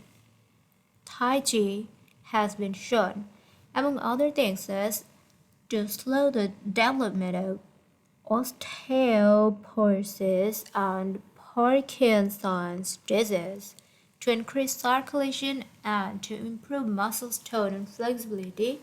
Its emotional benefits are just as important. It is a great shield against stress and depression. You don't need to go to the gym for an hour every day or run marathons. As Japanese centenarians show us, all you need is to add movement to your day. Practicing any of these Eastern disciplines on a regular basis is a great way to do so. An added benefit is that they all have well-defined steps, and as we saw in Chapter 4, disciplines with clear rules are good for flow. If you don't like any of these disciplines, feel free to choose a practice that you love and that makes you move. In the following pages, we'll take a look at some of the practices that promote health and longevity.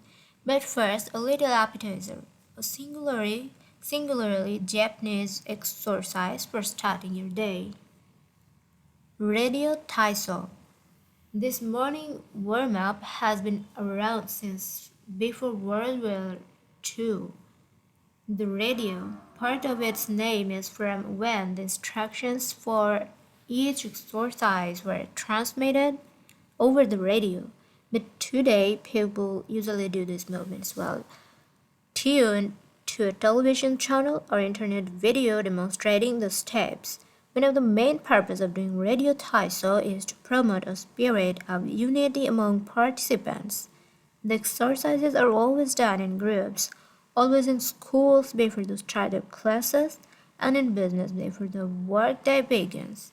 Statistics show that 30% of Japanese practice radio Taiso for a few minutes every morning. But radio Taiso is one thing that almost everyone we interviewed in Ogimi had in common.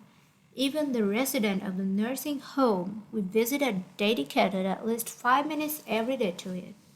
Though some did the exercise from their wheelchairs. We joined them on their daily practice and we felt refreshed for the rest of the day. When these exercises are done in a group, it is always in a sports field or in a large reception hall, and typically involves some kind of loudspeaker. The exercise takes 5 or 10 minutes depending on whether you do all or only some of them. They focus on dynamic stretching and increasing joint mobility. One of the most iconic radio Taiso exercises consists of simply raising your arms above your head and then bringing them back in a circular motion. It is a tool to wake up the body and easy mobility workout that low in intensity and that focuses on exercising as many joints as possible. It might seem basic, but in our modern lives, we can't spend days without raising our arms above our ears. Think about it. Our arms are down when using computers, when using smartphones, when reading books. One of the few times we raise our hands over our head is when reaching for something in a cupboard or closet. When our ancestors were raising their hands over their heads all the time when gathering things from trees, Radio Taiso helps us to practice all the basic movements of the body. Basic version of the radio Taiso exercises should be for 5 minutes. Yoga. Popular in Japan as well as in West, yoga can be done by almost anyone.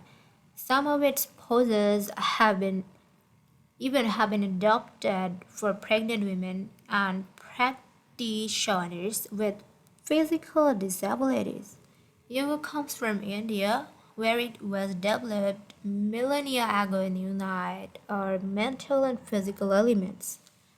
The word yoga itself comes from the Sanskrit term for yug, which refers to the crosspiece that binds draft animals to one another and to the cart they are pulling. Yoga strives to unite body and mind in the same way, guiding us toward a healthy lifestyle in harmony with the world around us. The main objectives of yoga are to bring us closer to our nature, mental and physical purification, to bring us closer to the divine. Styles of yoga. Though all are oriented towards similar goals, there are many different types of yoga that vary according to the traditions and texts from which they were developed.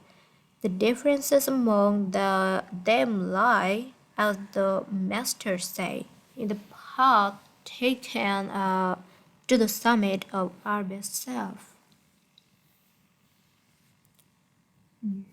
With Jnana Yoga, the yoga of wisdom, the search for discipline and mental growth. Karma Yoga focuses on action, on tasks and duties that benefit oneself and one's community.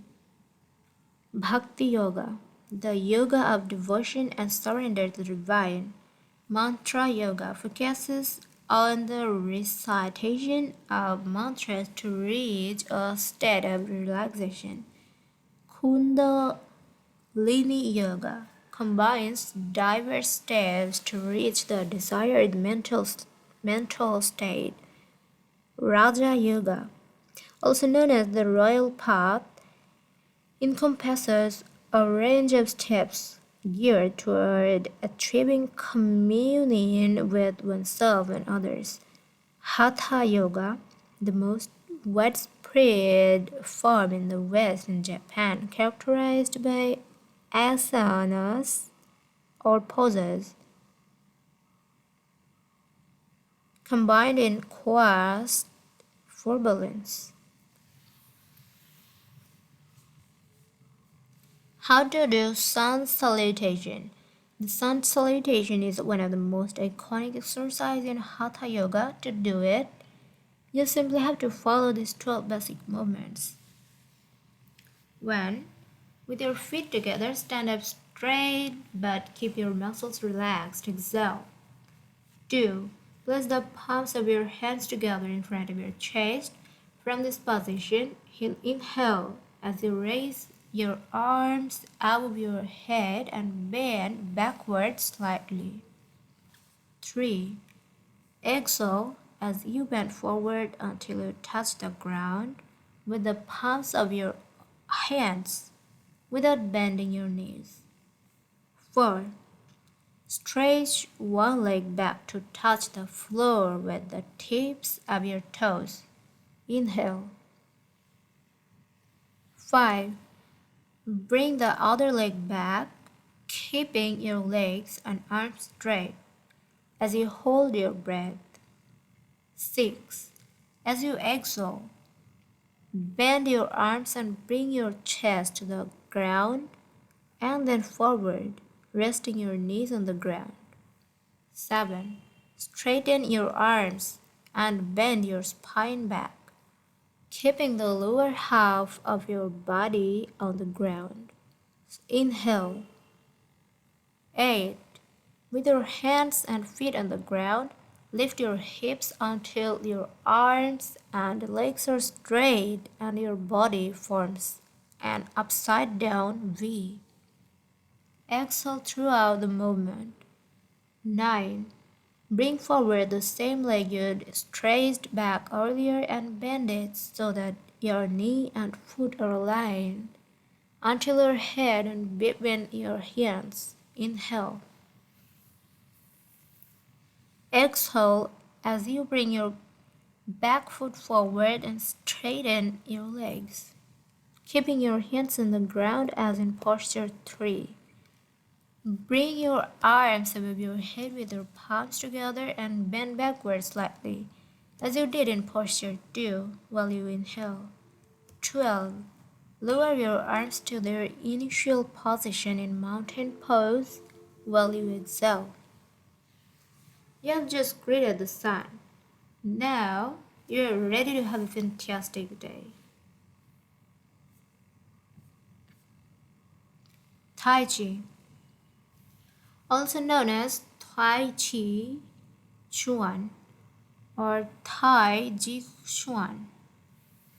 Tai Chi is a Chinese martial art that can be traced back hundreds of years of Buddhism and Confucianism. It's very popular in Japan too.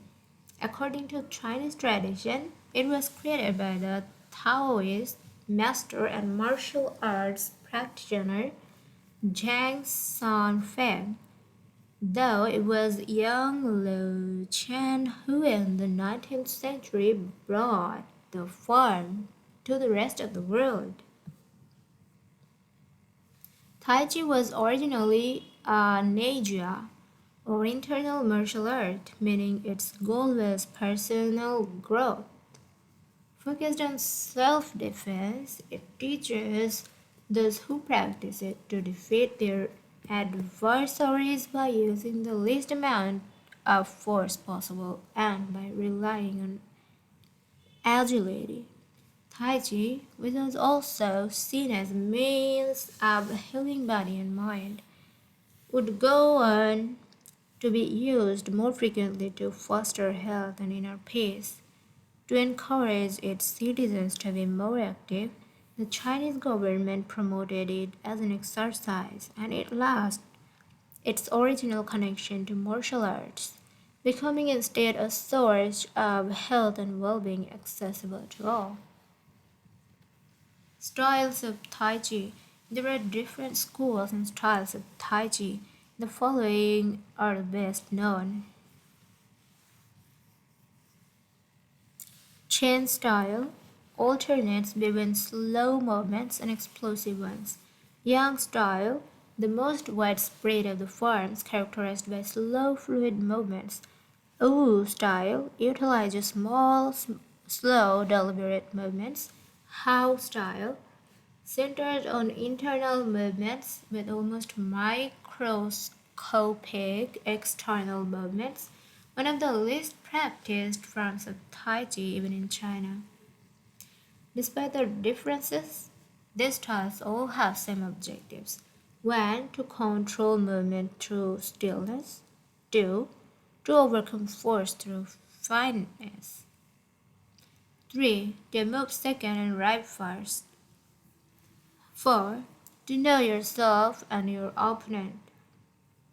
The 10 basic principles of Tai Chi. According to the Master Yang Cheng Fu, the correct practice of Tai Chi follows 10 basic principles. Elevate the crown of your head and focus all your energy there. 2.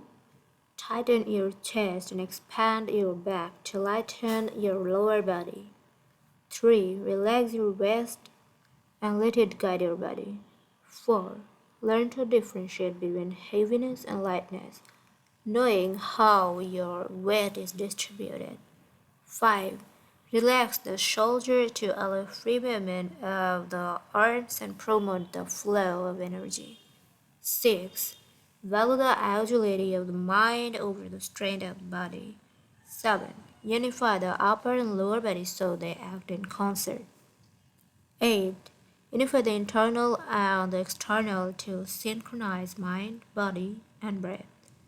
9. Do not break the flow of your movement. Maintain fluidity and harmony. 10.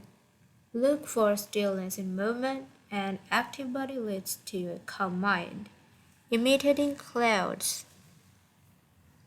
One of the best known movements in Tai Chi consists of following the form of clouds in an exercise called wave hands like clouds. Here are the steps. 1. Extend your arms in front of you with your palms down. 2. Turn your palms to face in as though you were hugging a tree trunk. 3. Open your arms out to the side. 4. Bring the left arm up and center, and the right arm down and center. 5. Trace the shape of the ball in front of your body. 6. Turn your left palm toward your face. 7. Shift your weight to your left foot and pivot from your hip toward the side. While your eyes follow the movement of your hand. 8. Bring your left hand to your waist and your right hand in front of your face. 9. Shift your weight to your right foot. 10. Pivot toward your right, looking at your raised right hand the entire time. 11. Repeat this movement fluidly, shifting your weight from one foot to the other as you reposition your hands. 12. Stretch your arms out in front of you again and bring them down slowly, returning to your initial position.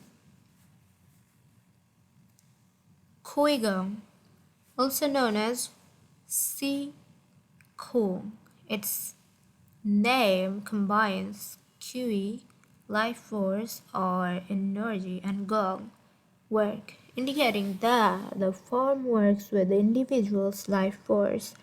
Though relatively modern, especially under its current name, the art of Qigong is based on the Tao Yin, an ancient art meant to foster mental and physical well-being. The practice began to appear in reports on training and martial arts at the beginning of the 12th century, and by the 1930s was being used in hospitals. The Chinese government later popularized it, as it had done with Tai Chi. Qigong involves static and dynamic physical exercise that stimulate respiration in a standing, seated, or reclined position. There are many different styles of Qigong, but all of them seek to straighten and regenerate Qi. Though its movements are typically gentle, the practice is intense. Benefits of Qigong. According to numerous international scientific studies, Qigong, like Tai Chi and yoga, offers significant health benefits. The following stand out among those proven by scientific research, as observed by Dr. Kenneth M. Sancier of San Francisco's Qigong Institute in his article, Medical Applications of Qigong. 1. Modification of brain waves. 2. Improved balance of sex hormones. 3. Lower mortality rate from heart attacks. 4. Lower body pressure in patients with hypertension. 5. Greater bone density. 6. Better circulation. 7. Declaration of symptoms associated with senility. 8. Greater balance and efficiency of bodily functions. 9. Increased blood flow to the brain and greater mind-body connection. 10. Improved cardiac function. 11. Reduction in the secondary effects of cancer treatments. Practicing these arts not only keeps us in shape, it also helps extend our lives. Methods for practicing Qigong.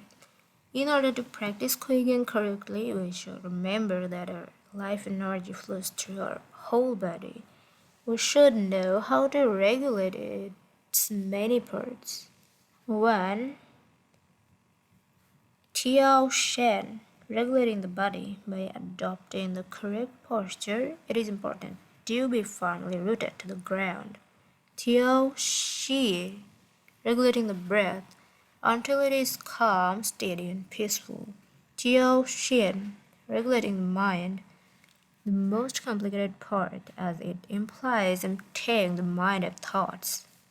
Tiao Qi, regulating the life force, through the regulation of the 3 prior elements so that it flows naturally. Tiao Shen, regulating the spirit of both strength and root in battle. As Yang Jiwing-min explains in Essence of Taiji Qigong. In this way, the whole organism will be prepared to work together toward a single goal. The 5 elements of Qigong.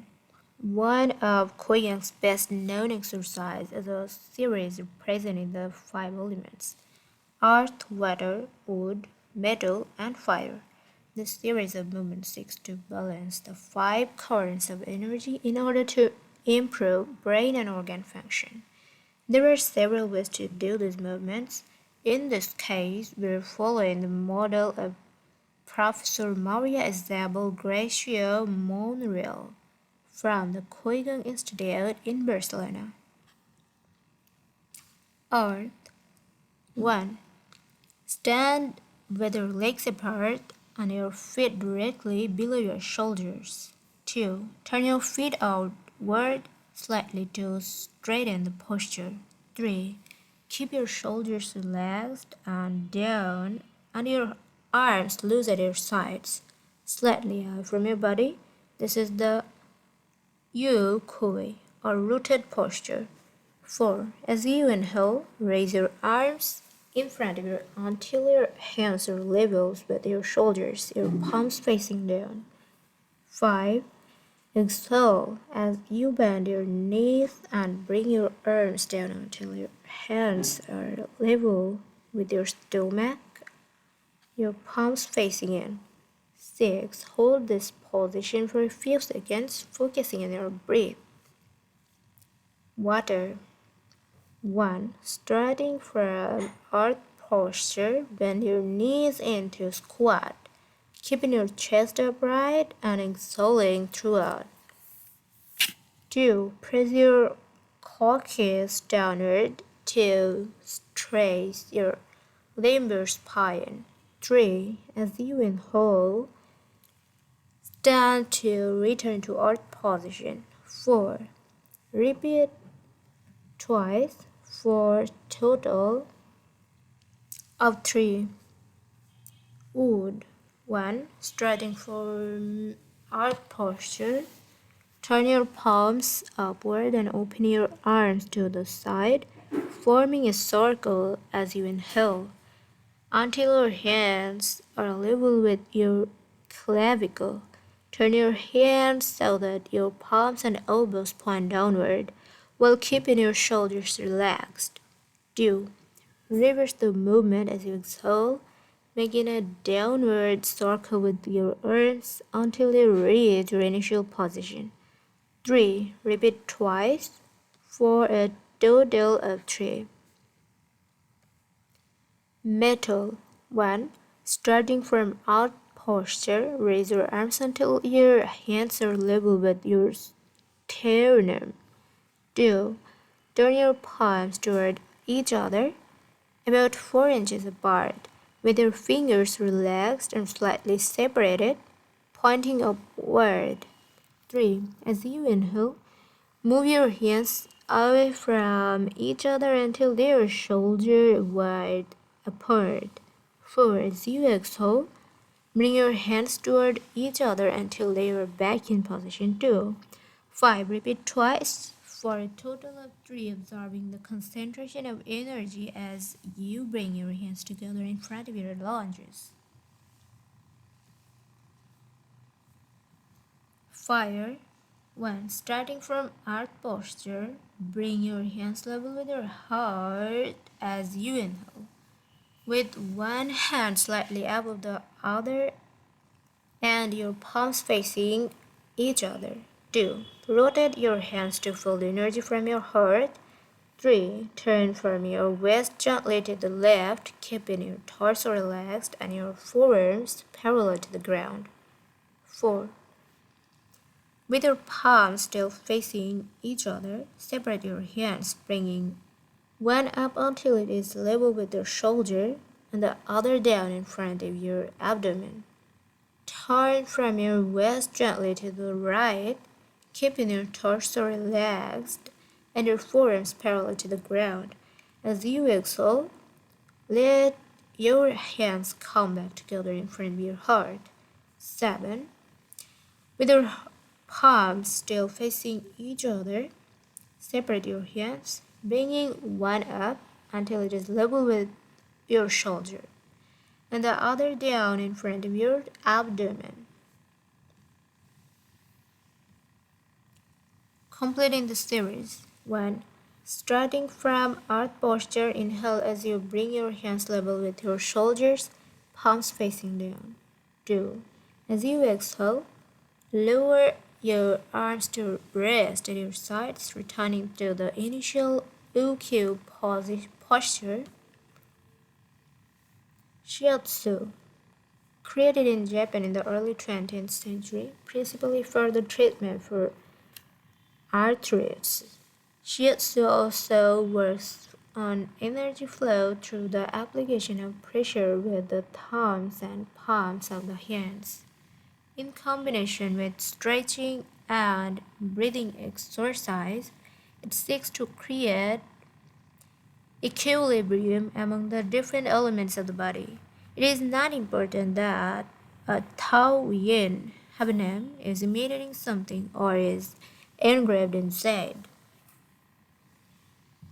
What is important is the technique and the essence of what is practiced. Stretching and contracting bending and lifting of the head, stepping, lying down, resting or standing, walking or stepping slowly, screaming or breathing. Everything can be in Taoyuan. Ge Hong. Breathe better, live longer. The Bu Xiuzhen Shishu, known in the West as 10 books in the cultivation of perfection, dates back to the 13th century and is a compendium of materials from diverse sources and developing the mind and body. It quotes, among others, the celebrated Chinese doctor and essayist San Simeo, who lived during the 6th century. San Simeo was a proponent of a technique called the Six Healing Sounds, which involves the coordination of movement, breathing, and pronouncing sounds with the purpose of bringing our souls to a place of calm. The six sounds are shu, pronounced like SHH, with a deep sigh, which is associated with the liver. He, pronounced like har, with an yawn, which is associated with the heart. C, pronounced like sore, with a slow exhale, which is associated with the lunges. Chewy, pronounced like chewy, CHWEE, with a forceful exhale, which is associated with the kidneys. Who, pronounced like who, which is associated with the spleen. Z, XI, pronounced like she, SHE, which connects the whole body. The following poem by San Simeo offers clues about how to live well according to the season. It reminds us of the importance of breathing and suggests that as we breathe, we visualize the organs associated with each of the healing sound. In spring, breathe Zu for clear eyes and so would can aid your liver.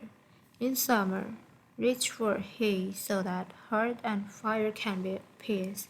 In fall, breathe Sea to stabilize and gather metal, keeping the lungs moist.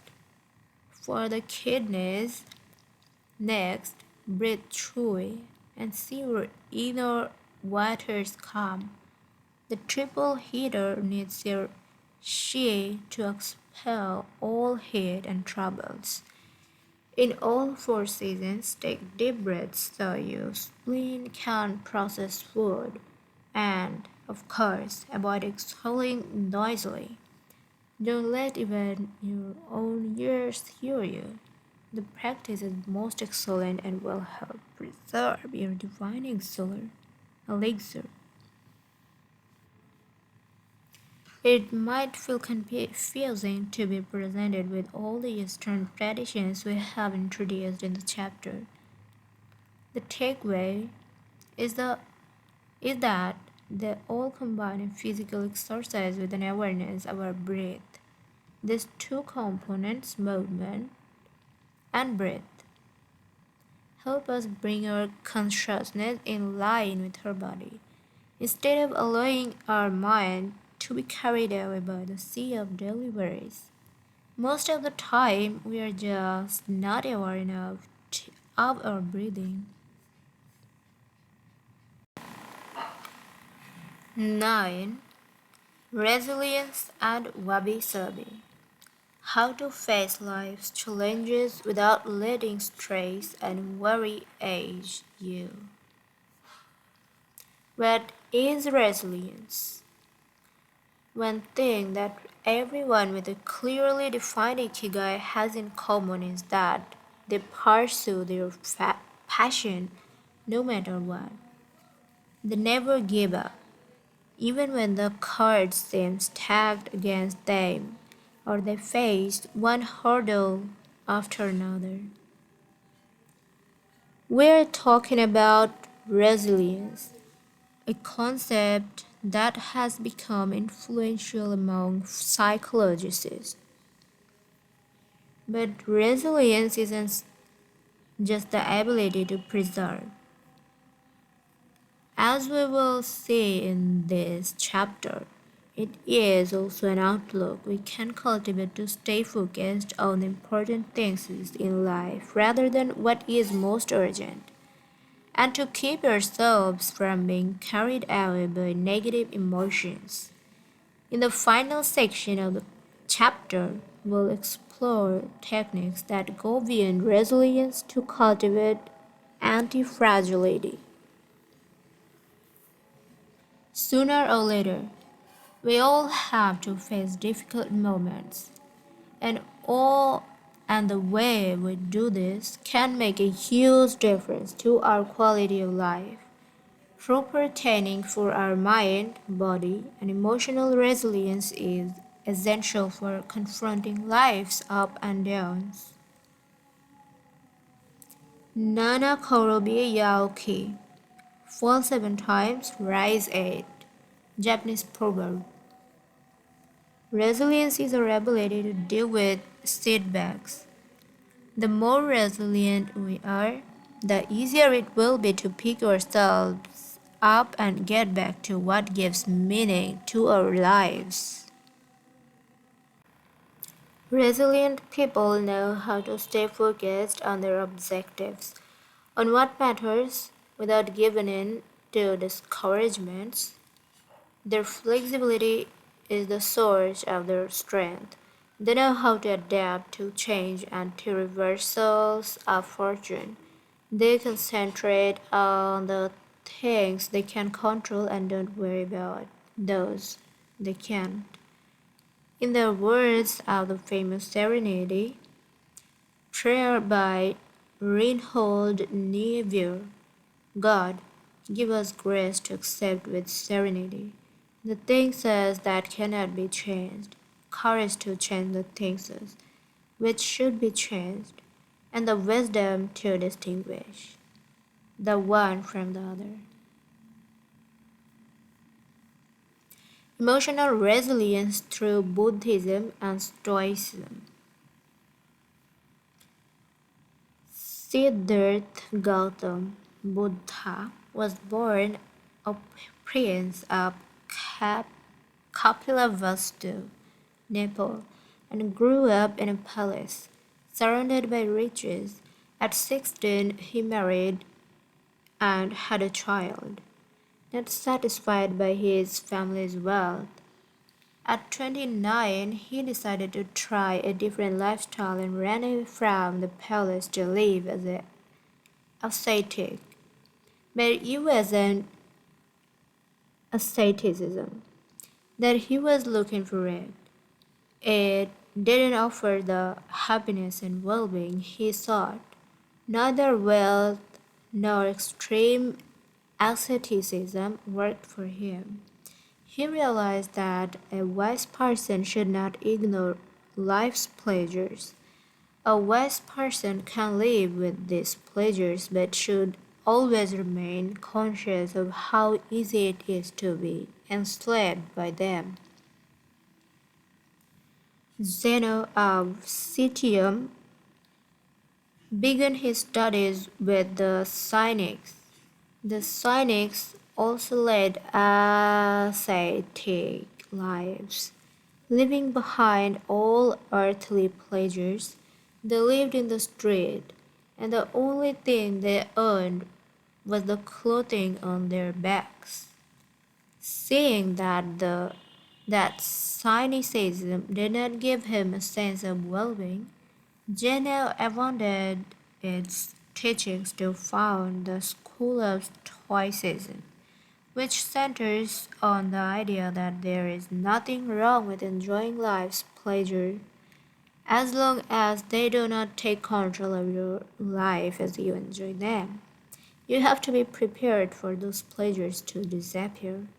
The goal is not to eliminate all feelings and pleasures from our lives, as in cynicism, but to eliminate negative emotions.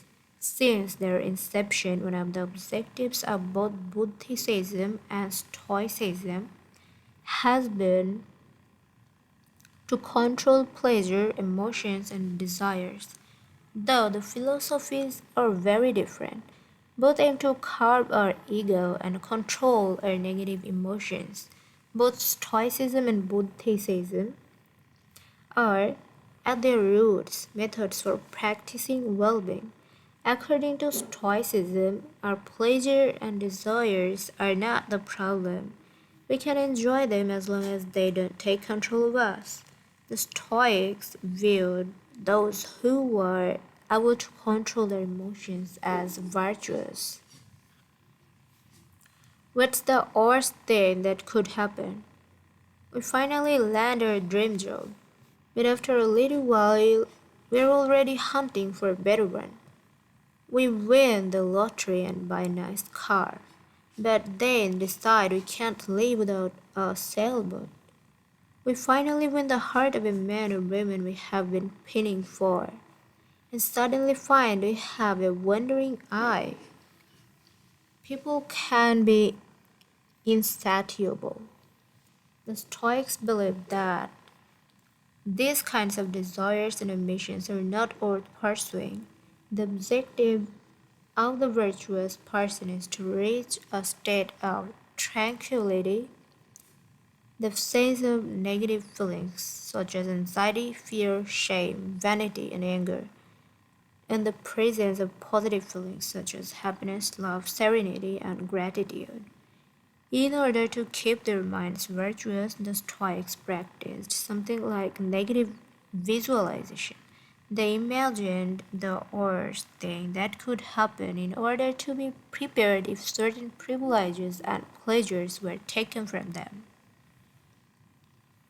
To practice negative visualization, we have to reflect on negative events, but without worrying about them.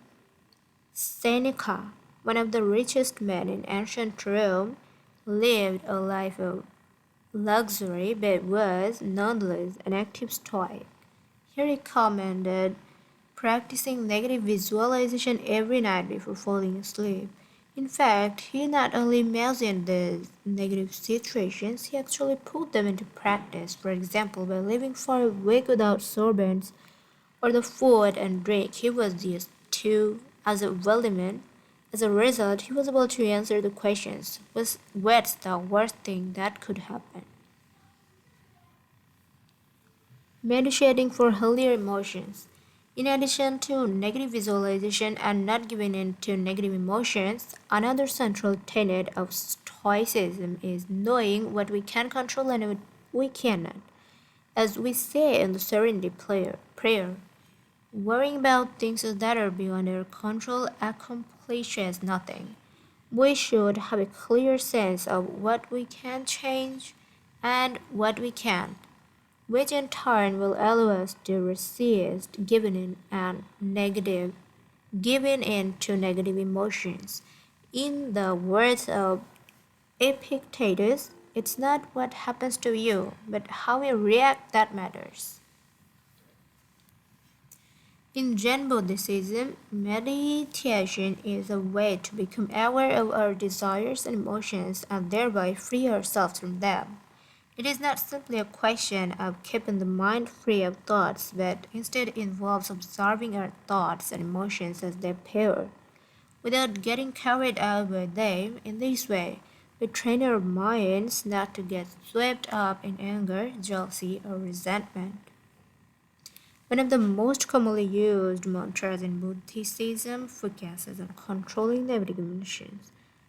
Om Mani Padme Hum, in which Om is generosity that purifies the ego, Ma is ethics that purifies jealousy, Ni is the patience that purifies passions and desire, path is the precision that purifies bias. Me is the certainty that purifies greed, and harm is the wisdom that purifies hatred. The here and now, and the impermanence of things.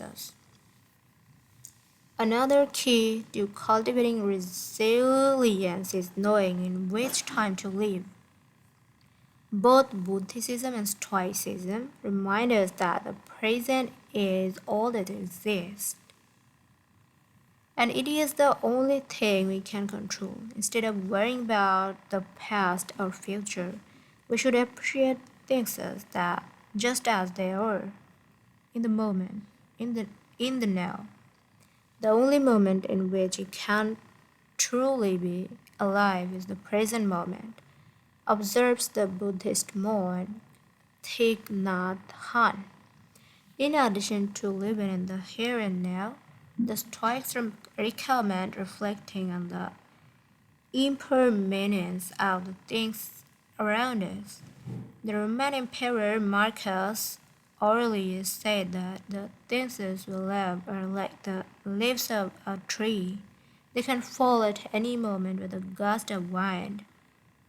He also said that changes in the world around us are not accidental but rather from part of the essence of the universe, a rather Buddhist notion, in fact. We should never forget that everything we have and all the people we love will disappear at some point. This is something we should keep in mind. But without giving in to pessimism, being aware of the impermanence of things doesn't have to make us sad.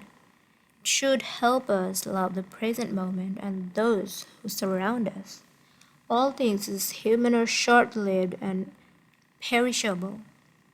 Seneca tells us the temporary, ephemeral, and impermanent nature of the world is central to every Buddhist discipline. Keeping this hour in mind helps us avoid excessive pain in times of loss. Wabi-sabi and Ichigo Ichi. Wabi-sabi is a Japanese concept that shows us the beauty of the fleeting, changeable and imperfect nature of the world around us. Instead of searching for beauty in perfection, we should look for it in things that are flawed and complete. This is why the Japanese place such value, for example, on an irregular or cracked teacup.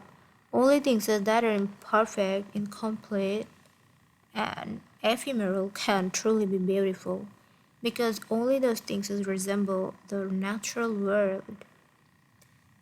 A complementary Japanese concept is that of Ichigo Ichi, which could be translated as this moment exists only now and won't come again. It is heard most often in social gatherings as a reminder that each encounter, whether with friends, family, or strangers, is unique and will never be repeated, meaning that we should enjoy the moment and not lose ourselves in worries about the past or the future. The concept is commonly used in tea ceremonies, meditation, and Japanese martial arts, all of which place emphasis on being present in the moment.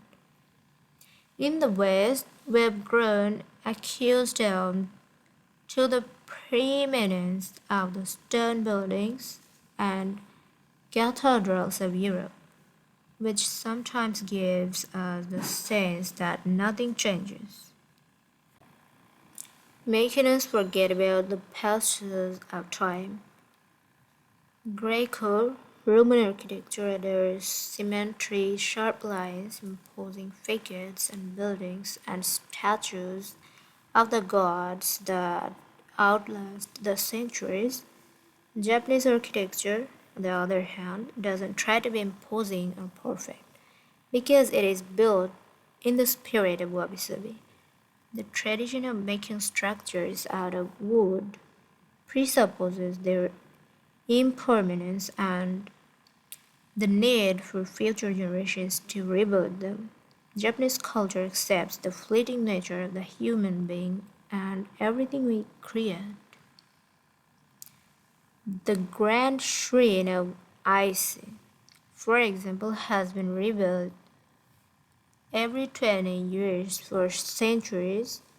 The most important thing is not to keep the building standing for generations, but to preserve customs and traditions, things that can withstand the passage of time better than structures made by human hands. The key is to accept that there are certain things over which we have no control, like the passage of the time and ephemeral nature of the world around us. Ichigo Ichii teaches us to focus on the present and enjoy each moment that brings us to life. This is why it is so important to find and pursue our Ikigai. Wabi-sabi teaches us to appreciate the beauty of imperfection and as an opportunity for growth. Beyond resilience, anti-fragility. As the As the legend goes, the first time Hercules faced the Hydra, he despaired when he discovered that cutting off one of its heads meant the two would grow back in its place. He would never be able to kill the beast if it got stronger with every wound. As Nassim Nicholas Taleb explains in Anti-Fragile, things that gain from disorder, we use the word fragile to describe people, things, and organizations that are weakened when harmed, and the words robust and resilient for things that are able to withstand harm without weakening. But we don't have a word for things that get stronger when harmed, up to a point, to refer to the kind of power possessed by the Hydra of Lerna. To talk about things that get stronger when they are harmed, Talib proposes the term anti-fragile. Anti-fragility is beyond resilience or robustness. The resilient resists shocks and stays the same. The anti-fragile gets better. Catastrophes and exceptional circumstances offer good models for explaining anti-fragility. In 2011, a tsunami hit the Tohoku region of Japan, doing tremendous damage to dozens of cities and towns along the coast, most famously Fukushima. When we visited the affected coast 2 years after the catastrophe, having driven for 2 hours along cracked highways and passed one empty gas station after another, we passed through several ghost towns whose streets had been taken over by the remnants of houses, piles of cars, and empty train stations. These towns were fragile spaces that had been forgotten by the government and could not recover on their own. Other places, such as Ishinomaki and Gesenoma, suffered extensive damage but were rebuilt within a few years, thanks to the efforts of many. Ishinomaki and Kesenoma showed how resilient they were in their ability to return to normal after the catastrophe. The earthquake that caused the tsunami also affected the Fukushima nuclear power plant. The Tokyo Electric Power Company engineers working at the plant were not prepared to recover from that kind of damage. The Fukushima nuclear facility is still in a state of emergency and will be for decades to come. It demonstrated its fragility in the face of an unprecedented catastrophe. The Japanese financial markets closed minutes after the earthquake, which business did the best in the aftermath. Stock in big construction companies has been steadily on the rise since 2011. The need to rebuild the entire coast of Tohoku is a boon for construction.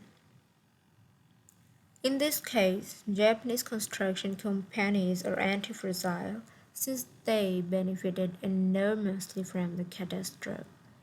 Now let's take a look at how we can apply this concept to our daily lives. How can we be more fragile? Step 1. Create redundancies. Instead of having a single salary, try to find a way to make money from your hobbies, add other hobbies, or by starting your own business. If you have only one salary, you might be left with nothing should your employer run into trouble, leaving you in a position of fragility. On the other hand, if you have several options and you lose your primary job, it might just happen that you end up dedicating more time to your secondary job and maybe even make more money at it. You would have beaten the stroke of bad luck and would be, in that case, anti-fragile. 100% of seniors we interviewed in Ogimi had a primary and secondary occupation. Most of them kept a vegetable garden as a secondary job and sold their produce at the local market. The same idea goes for friendships and personal interests. It's just a matter, as the saying goes, of not putting all your eggs in one basket. In the sphere of romantic relationships, there are those who focus all their energy on their partner and make him or her their whole world. Those who lose everything if the relationship doesn't work out. Whereas if they have cultivated strong friendship and full life along the way, they'll be in better position to move on. At the end of a relationship, they will be anti-fragile. Right now, you might be thinking, I don't need more than one salary, and I'm happy with the friends I've always had. Why should I add anything new? It might seem like a waste of time to add variation to our lives, because extraordinary things don't ordinarily happen. We slip into a comfort zone, but the unexpected always happens, sooner or later. Step 2. Bet conservatively in certain areas and take many small risks in others. The world of finance turns out to be very useful in explaining this concept. If you have $10,000 saved up, you might put $9,000 of that into an index fund or fixed term deposit and invest the remaining $1,000 in 10 startups with huge growth potential. Say $100 in each. One possible scenario is that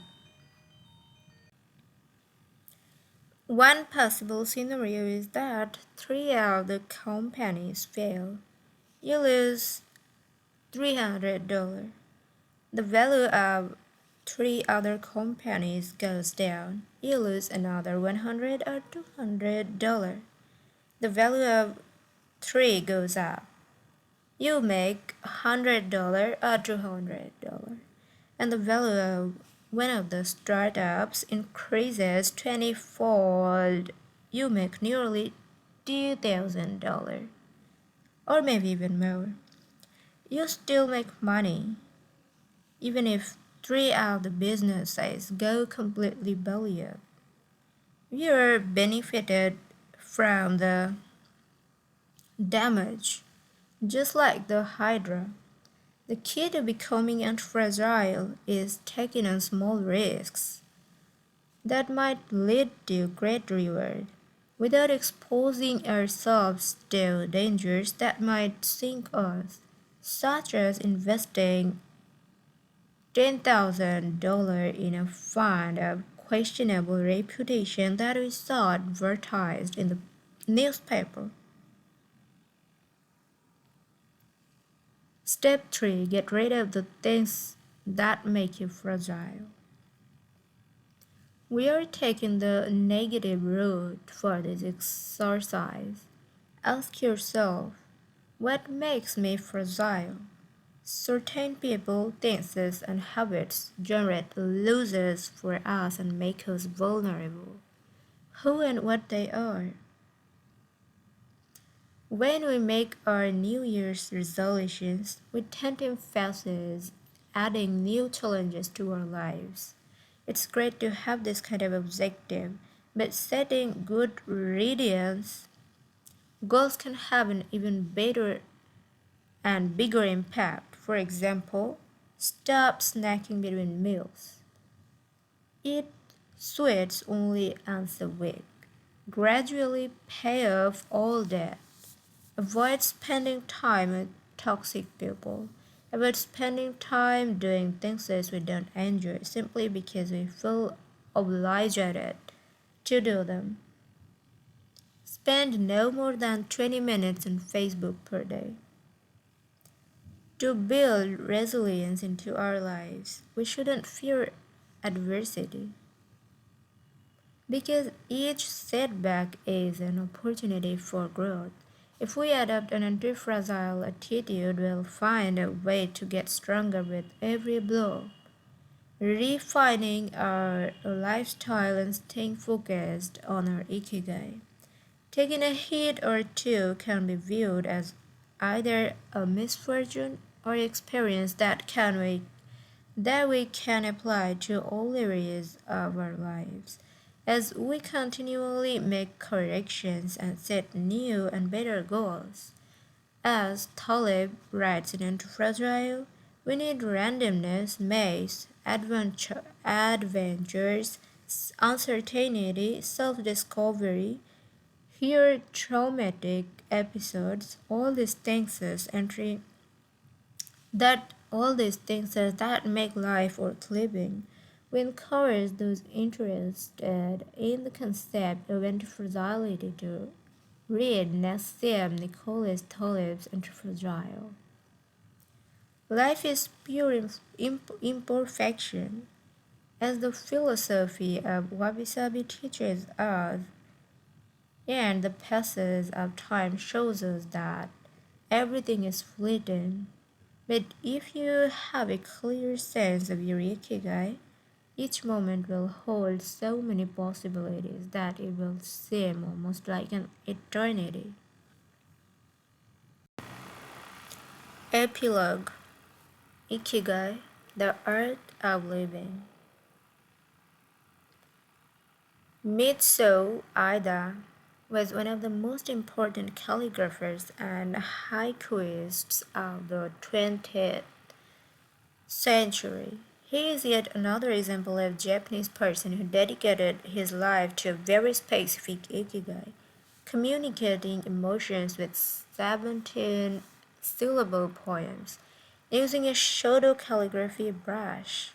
Many of Aida's haikus philosophize about the importance of the present moment and the passage of time. The poem reproduced below could be translated as, in the here and now, the only thing in my life is your life. In another poem, Ida writes simply, here, now. It is an artwork that seeks to evoke feelings of mono aware, a melancholy appreciation of the ephemeral. The following poem touches on one of the secrets of bringing Ikigai into our lives. Happiness is always determined by your heart. The last one, also by Ida, means keep going, don't change your path. Once you discover your Ikigai, pursuing it and nurturing it every day will bring meaning to your life. The moment your life has this purpose, it will achieve a happy state of flow in all you do, like the calligrapher at his canvas or the chef who, after half a century, still prepares sushi for his patrons with love. Conclusion. Our Ikigai is different for all of us, but one thing we have in common is that we are all searching for meaning. When we spend our days feeling connected to what is meaningful to us, we live more fully. When we lose the connection, we feel despair. Modern life estranges us more and more from our true nature, making it very easy for us to lead lives lacking in meaning. Powerful forces and incentives, money, power, attention, success, distracts us on a daily basis. Don't let them take over your life. Our intuition and curiosity are very powerful internal compasses to help us connect with our Ikigai. Follow those things as you enjoy and get away from or change those you dislike. Be led by your curiosity and keep busy by doing things that fill you with meaning and happiness. It doesn't need to be a big thing. We might find meaning in being good parents or in helping your neighbors. There is no perfect strategy to connecting with our Ikigai. But what we learned from the Okinawas is that we should not worry too much about finding it. Life is not a problem to be solved. Just remember to have something that keeps you busy doing what you love while being surrounded by the people who love you. The 10 rules of Ikigai. We'll conclude this journey with 10 rules we have distilled from the wisdom of the long-living residents of Ogimi. 1. Stay active, don't retire. Those who give up the things they love doing and do well lose their purpose in life. That's why it's so important to keep doing things of value, making progress, bringing beauty or utility to others, helping out, and shaping the world around you, even after your official professional activity has ended. 2. Take it slow. Being in a hurry is inversely proportional to quality of life. As the old saying goes, walk slowly and you will go far. When we leave urgency behind, life and time take on new meaning. 3. Don't fill your stomach. Less is more when it comes to eating for a long life. 2.